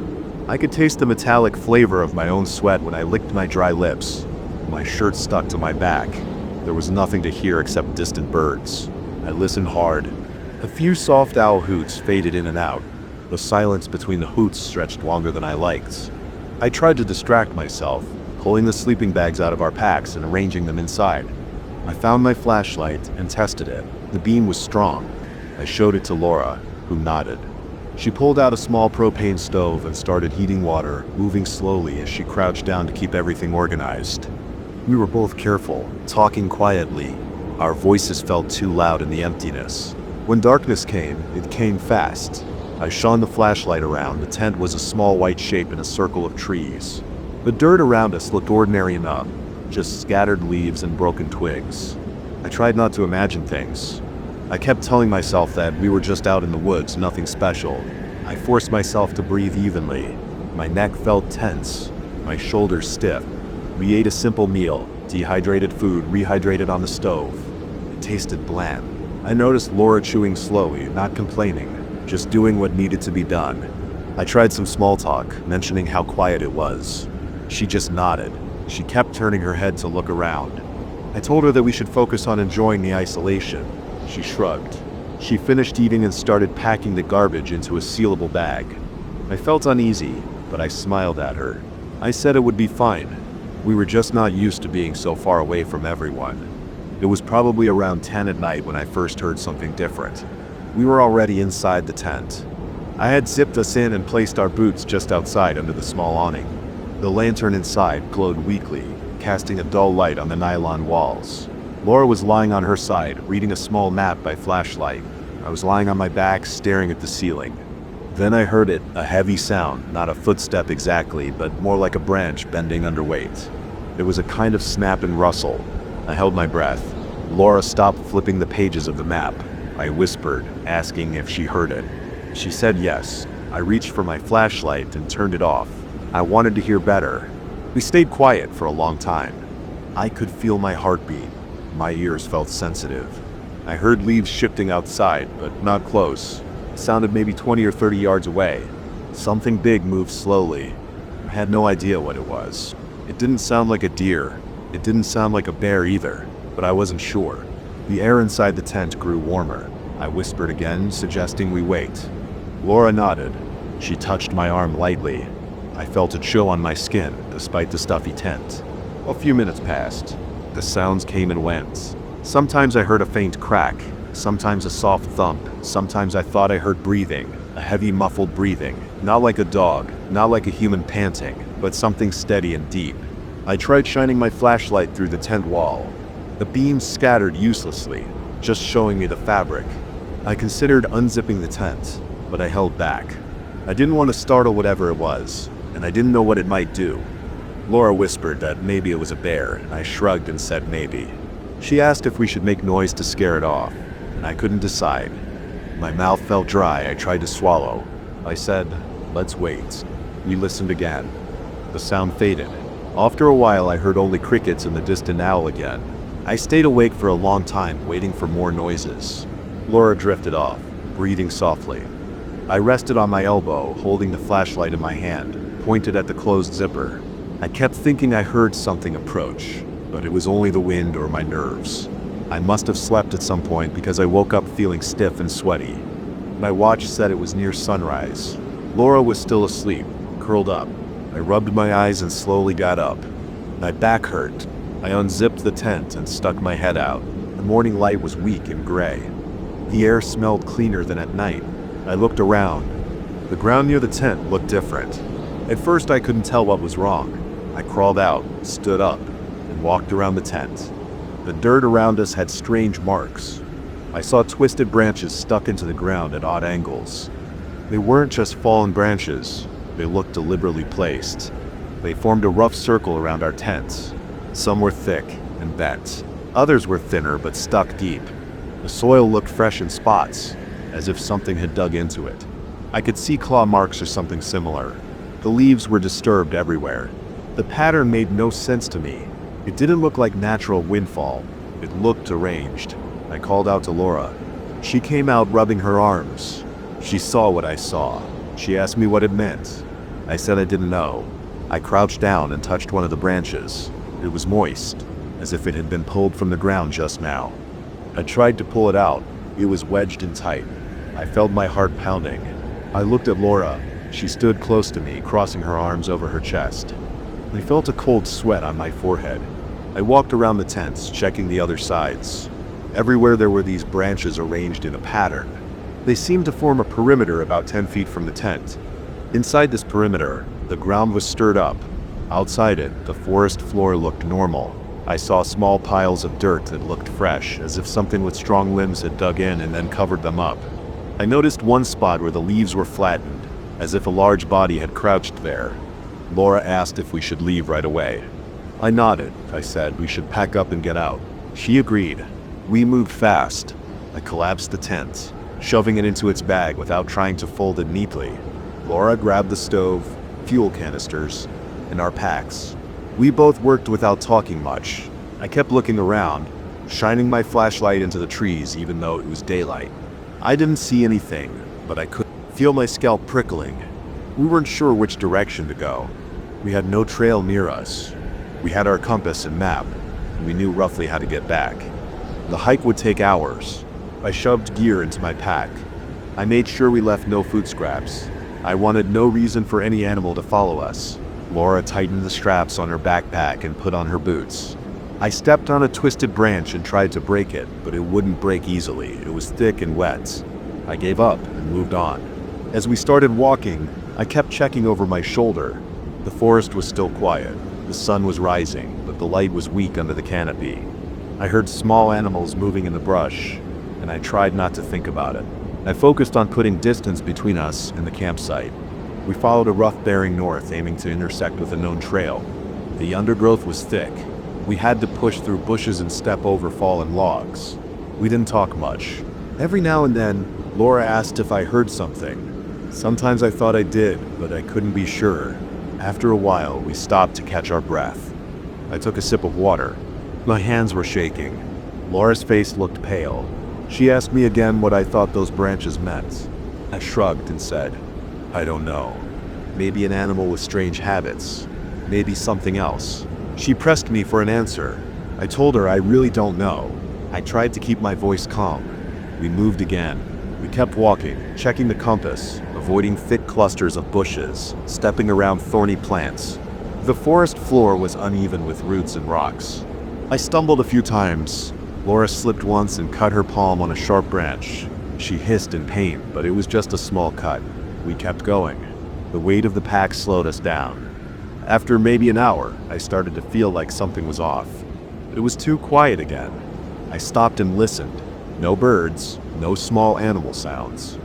Just our breathing. I looked around, turning slowly. The trees looked normal. I saw a lot of green and brown. Nothing unusual, but I felt watched. I tried to ignore it. I told Laura to keep moving. We walked for another half hour.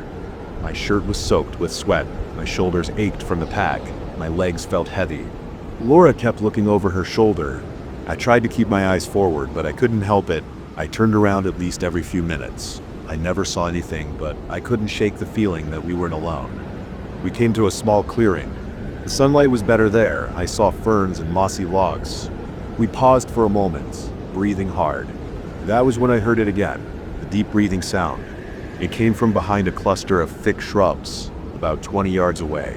I froze. Laura grabbed my arm. I held a finger to my lips. We listened. The breathing sounded heavy and steady, like something large was inhaling and exhaling slowly. Then it stopped. I stared at the shrubs. I saw no movement. I whispered that we should keep going. Laura squeezed my arm harder. She whispered back, asking if we should run. I said no, not yet. I worried that running would trigger a chase. I told her to walk fast, but steady. We left the clearing and entered denser woods again. The ground sloped downward. I tried to pick a path that was easier to follow. My boots slipped on damp leaves. I steadied myself on a tree trunk. The bark felt rough against my palms. We kept walking for another hour, maybe more. We were getting tired. We had no clear trail, and I worried we might have gone off course.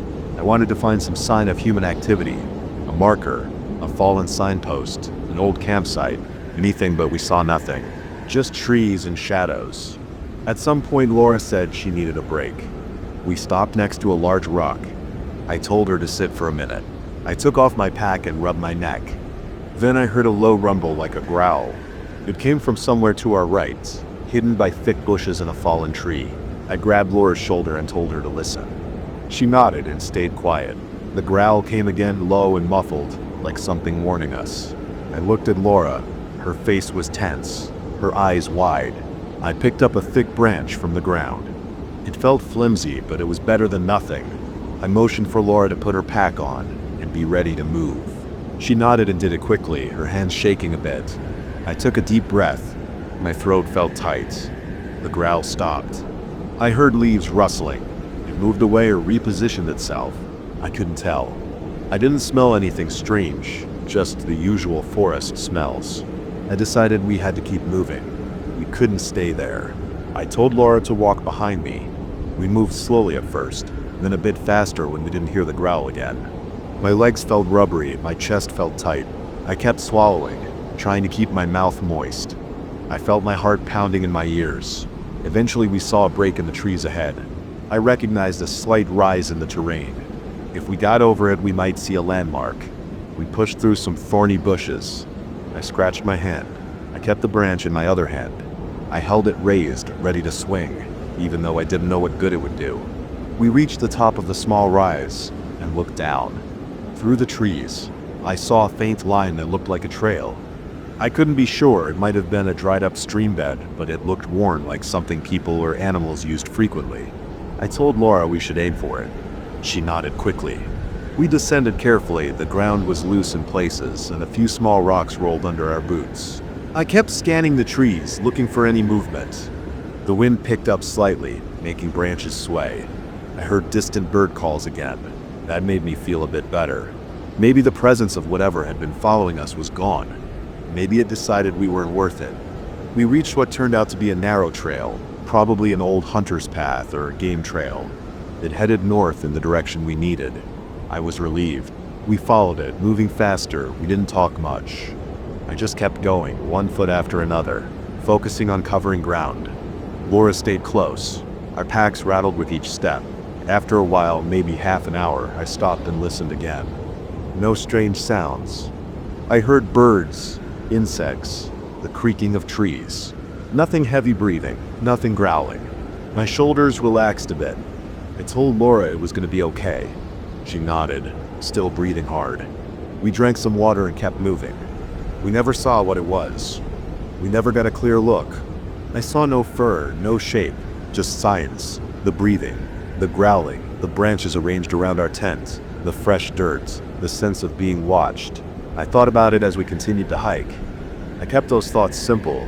I just wanted to get out safely. I wanted to see a marked trail, a signpost, anything that meant civilization. We reached a known trail by late afternoon. I recognized a small wooden marker on a tree trunk. I pointed it out to Laura. She nodded, relieved. We followed the marked trail for a few miles until we got back to our car. The drive home was quiet. Neither of us wanted to talk about it. We just looked at the road ahead, the asphalt and the lines painted on it. We reached home late that night, both of us exhausted. Later, when I think about it, I only remember the raw details. The twisted branches, the heavy breathing beyond the flashlight's reach, the fresh soil, the circle around our tent, the feeling of being watched, and the low, muffled growl as we were leaving. We were never attacked, never hurt beyond a small scratch, but I can't shake the tension I felt out there. It was like something tested us, watched us, made sure we understood that we didn't belong there. It never showed itself, never revealed its shape. It just waited, moved, and kept its distance. We left, and it stayed. I have no interest in going back there. I prefer marked trails now. Campgrounds where I can see other people, where I can smell campfires and hear human voices. I don't care if it's less exciting. I want no part of whatever stayed hidden in those woods that night. If anyone asks, I just say we went camping off trail and decided it wasn't for us. I don't need to explain the rest. I'm glad we made it out, and I have no plans to push that luck again. I parked my rig at a rest area just off a narrow highway. The place looked cheap and mostly empty. There was one working light near the old fuel pump. It flickered, making the concrete pad and the nearby trash bins look darker than they were. I had been on the road for hours, and I wanted to fill my tank and get back behind the wheel. This was my life most nights. Short stops, a bit of fuel, maybe a quick bathroom break, then back to it. Except this time, I noticed something off. There was a man standing several yards away. He was thin and holding his hands inside his coat pockets. He stayed still, facing me as if waiting. I felt a tightness in my chest, but I tried to ignore it. I started pumping the diesel, keeping an eye on him. That was the beginning of a bad situation. Story in first person. I remember stepping down from the cab that night, my boots touching the cold asphalt. The night air smelled like old rubber and stale coffee. The pumps were old-fashioned, and I could feel the pump's handle rattling in my grip as the diesel flowed. I heard it running into the tank, a steady sound that usually calmed my nerves. Not that night. My eyes kept drifting to that man standing a short distance away. His jacket looked too big for him, and I could see the outline of something stiff pressing against the fabric. I tried not to stare. I fixed my eyes on the pump's display, counting gallons, checking the total, but I still noticed him moving closer, inch by inch, slow steps. I could hear his boots scraping the pavement. I tried not to panic. I wanted to finish fueling and leave. I told myself he might just be looking for a ride. That happens sometimes. People see a truck and think they can hitch a quick ride to the next town. I never liked giving rides to strangers, though. Company policy said no riders without permission. I also had my own rule: never pick up anyone I didn't know. There were too many stories out there about trouble on the road. I kept these thoughts simple. I wanted to keep the situation calm. He reached a point where he was close enough to talk. He raised his chin, his voice low and scratchy. "Are you heading to the next town?" he asked, saying it was important. He needed a ride. I remember that he didn't ask nicely. Instead, he kind of pushed the words out, expecting a yes. I told him I was sorry, but I don't take riders. I said I couldn't help him. I tried to keep my voice calm and firm. I didn't want to challenge him, but I also didn't want to sound weak. He didn't take it well. His eyes were hard to see in that dim light, but I got the impression he was annoyed. He smiled, but not in a friendly way. It was a slow, uneven smile. He moved closer, maybe a foot or so nearer than before, and kept one hand inside his coat, gripping something. I watched that hand. I noticed how stiff his arm was. I didn't see a gun or a knife, but I felt certain he had something there. The back of my neck felt warm, and my heartbeat picked up. I could feel sweat under my shirt, and it was a cool night. I tried to keep my voice level. I said I was sorry, repeating it, that I had to stick to my rules. He said I should make an exception. He said it in a flat tone, like a warning. I saw his shoulders tighten. The pump clicked off, and for a second, I thought about just pulling the nozzle out and leaving it on the ground. But I didn't want to make any sudden moves. I slowly removed the nozzle, hooked it back in place, and closed my fuel cap. He stood too close, and my heart was pounding. My truck was a step away. I turned slightly, showing him I was ready to go. I said something like, "I have to move on." He hissed a quiet laugh. I didn't like that sound. I made my way around the front of the truck. He followed. His boots sounded uneven, one heel hitting harder than the other. I could see his breath in the air. I told him again, no ride. This time my voice sounded more blunt. He looked at me, reached inside his coat again. I gripped my door handle. I was ready to jump in and lock it. I had the keys in my front pocket. My hand was shaking a bit. I felt my throat dry up. He was looking at me like he was sizing me up. I didn't see anyone else around. The rest area was empty. The faint hum of some electrical box near the pump filled the silence. I heard distant traffic on the highway, but too far to help me. I said sorry one last time, and I pulled the door open fast. I hauled myself up inside, slammed the door and locked it. Then I started the engine. The sound of the engine calmed me a little. I felt safer behind the wheel, doors locked. I looked through the windshield. The man stood there, not moving. He had that thin frame and that stiff pose. He backed away a few steps, then stopped. I eased the truck into gear and pulled forward slowly. I used the side mirror to watch him. That's when I saw his face under that flickering light. His eyes looked pale, almost white, but maybe it was just the bad lighting. He didn't wave. He didn't yell. He just stood there, arms at his sides now. As I guided the truck back onto the highway, I kept checking my mirrors. My hands gripped the wheels so hard that my knuckles felt stiff. The highway ahead was dark and mostly empty. I tried to focus on driving steadily and not speeding. I told myself he was just some unstable guy looking for a ride. He didn't try to break in. He didn't jump me. Maybe I was safe now. Still, I couldn't shake the feeling that he might follow me somehow. After about 5 minutes, I saw headlights coming up behind me. The road was straight, and I saw just one pair of headlights. They weren't close enough to identify the vehicle yet. I tried to stay calm. Traffic was normal, even late at night. Maybe it was just another driver heading the same direction. But I kept looking in my mirrors more often than I should. The headlights got closer and I could make out a small car. I tried to see details, but it was too dark. My trailer rattled a bit over some rough patches in the road. I checked the speedometer. I was at a steady speed. The car behind me matched my speed for a while, then closed the gap slowly. My pulse kicked up again. I thought about pulling off at the next stop, maybe one with more lights or more people, but the next rest area wasn't for another 30 miles or so. I didn't have many options. The highway was 2 lanes, one in each direction. The car stayed behind me, never passing. Sometimes cars do that, but this felt off.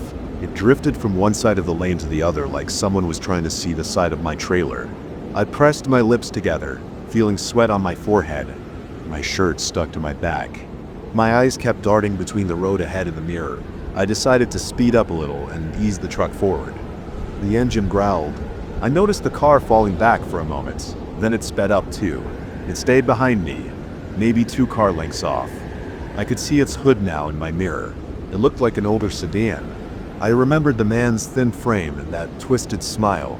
I couldn't prove it was him, but I felt sure it was. I checked my phone, which was in a cradle by the dashboard. The signal was weak, so I thought about calling the police, but decided not to because I didn't have a strong signal. Instead, I tried to call them again, and the call still didn't go through. I tossed the phone onto the passenger seat, cursing under my breath. I considered what to do next. I had a full tank of fuel, and the car behind me probably had less range. If I kept going, maybe he'd give up. I tried to stay calm and listen to the engine's steady rumble. I reached for the bottle of water near the seat and took a sip. My throat felt scratchy, so I needed to stay alert. I tried not to drift over the center line, and the darkness outside pressed in. The truck's headlights lit the road, showing the white lines and the occasional reflector on the side. No cars were coming in the opposite direction.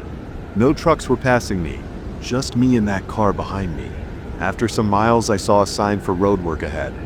The sign warned of a single-lane situation, possibly a flagger or reduced speed. I cursed again. Slowing down could give him a chance to catch up or do something worse. I tightened my grip on the wheel. The air inside my cab felt stale. I rolled down the window a few inches. I tasted the night air, dry and cold. The road narrowed and I saw orange cones. The speed limit dropped. I had to slow down. My trailer bounced a bit over some uneven pavement. The car behind me slowed down too, staying close. My heartbeat thumped in my ears. There was a stretch of about 100 yards where the lane was very narrow due to construction barriers. I kept a steady pace. My shoulders ached from tension. I moved through the zone, praying the car wouldn't pull some stunt. But it didn't. It just followed. Once we cleared the construction, the road opened up again. I accelerated, going a bit over the limit. The car stayed with me. My mind raced with possible options. I had a CB radio, but that wouldn't call the cops. I tried the phone again. Still no signal. I smacked the steering wheel with my hand, frustrated. My chest felt tight. I decided to try something else. I tapped the brakes lightly a few times, flashing my brake lights. Sometimes that tells a tailgater to back off, but the car didn't. It moved even closer, close enough that I could almost see the shape of a person inside. Though I couldn't make out a face, my neck felt stiff. I knew I had to keep going until I found a better lit area or maybe a truck stop. I checked my GPS. The next decent truck stop was about 20 miles ahead.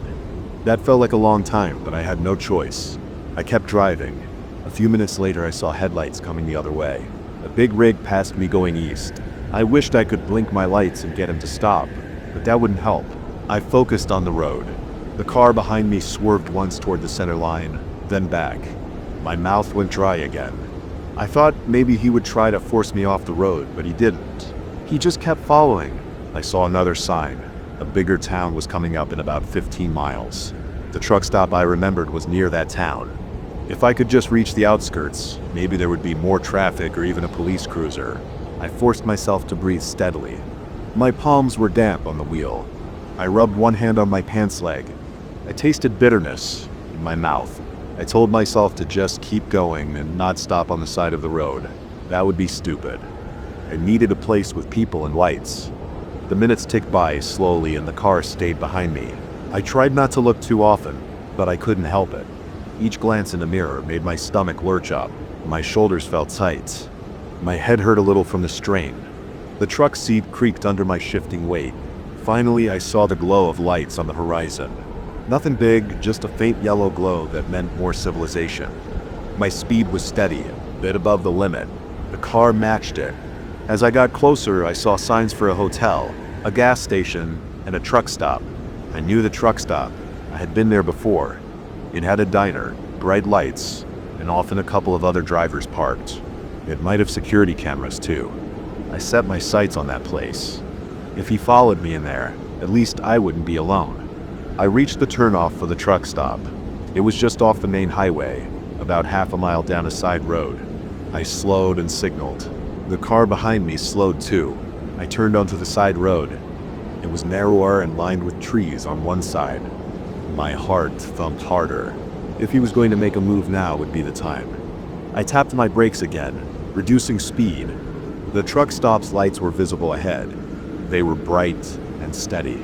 I could make out a few parked trucks, and maybe a couple of cars. Good. Witnesses. Maybe other drivers to back me up. I pulled into the lot slowly, swinging wide so I could park near the main building. The asphalt here was clean and bright under overhead lights. I saw a couple of guys walking toward a door, maybe truckers heading for a late meal. I picked a spot near them. I checked my mirror. The car had stopped at the entrance to the lot, not pulling in completely. It sat there for a moment, its headlights glaring toward me. I watched it from my mirror. My heart still pounded. The engine of my truck idled steady and normal. I waited to see what he would do. He stayed there for maybe 15 seconds. Then he backed up and turned around, heading back toward the highway. I could see his taillights fading as he drove off. I exhaled slowly. My shoulders slumped. I rubbed my face with my hand. My skin felt clammy. I turned off the engine and sat there for a minute, trying to calm down. I looked around the lot. I saw a couple of other truckers by their rigs, a cashier smoking by the door, and the bright interior lights of the diner. Everything here looked normal, safe. I got out of the cab, locked it, and walked toward the building. My legs felt shaky. I could still feel the tension in my chest and arms. I kept looking over my shoulder, expecting that car to pop up again. But there were no cars pulling in. The highway in the distance looked calm and empty. I listened carefully. Just the hum of the truck stop sign, the distant sound of engines idling, and muffled voices from inside. My breathing returned to normal, little by little. My mouth was still dry, so I went inside to buy a soda or something cold. I passed the cashier, gave a small nod. He nodded back casual and uninterested. I was grateful that nothing else happened, that the strange man and his car were gone. Inside the diner, the smell of fried food and coffee pushed away the memory of diesel and tension. I sat on a stool at the counter. A waitress came over and asked what I wanted. I ordered a soda and drank it slowly. The cold liquid felt good. I sat there for a while, listening to the quiet chatter of a few people. Occasionally, I glanced out the window, making sure that old sedan didn't show up. It never did. After a while, I started to feel a bit more normal. My shoulders loosened. My headache faded. My clothes still felt damp against my skin, so I wiped my face with a napkin. I decided I'd wait here until I felt confident the man wouldn't return. I had lost maybe an hour of drive time, but I didn't care. I would rather stay somewhere with lights and people than risk running into that man again on some deserted stretch of road. The waitress refilled my soda, and I just nodded and took another sip. Outside, I saw another truck pull in. Two men stepped out and started talking. Everything was ordinary out there. I wondered what would have happened if I had let him in my truck. I didn't need to imagine too much. The tension in his stance, the way he kept his hand inside his coat, suggested he was trouble. I made the right call. My heart rate had slowed to normal, but I still felt a slight tremor in my hands. I set them flat on the counter and focused on breathing steadily. After finishing my drink, I decided to step outside again and check my rig. I walked around it, looking for any signs of tampering. Everything looked fine. The trailer seals were intact. The tires looked normal. The fuel cap was secure. I stood by the driver's door, scanning the lot one more time. A few more trucks had arrived. A couple of drivers stood by their trailers talking about something. A small car pulled in, but it wasn't the same car. It was a newer model with a couple inside. They parked and went into the store. I relaxed more. I climbed back into my cab and locked the door behind me. I turned on the interior light and sat in the driver's seat. I rolled my neck to ease the stiffness. I considered calling the police, but what would I say? A strange man had followed me. I didn't have a plate number. I didn't have much to go on. He hadn't actually attacked me or damaged my property. All I had was a bad feeling and a tense hour on the road. I decided to let it go. I would just remember this night and stay careful. Maybe I could at least warn other drivers on the CB if I ever passed that rest area again. For now, it was late, and I needed to keep moving eventually. But first, I would rest. I had a sleeper bunk behind me, and a few hours off the road might help settle my nerves. I left the cab light on for a few minutes while I prepared my bedding. The inside of the truck felt safe again. No strange noises, no headlights in the mirror, no pale eyes staring at me. Just the normal hum of a parked truck and the distant murmur of the truck stop. I turned off the light and lay down.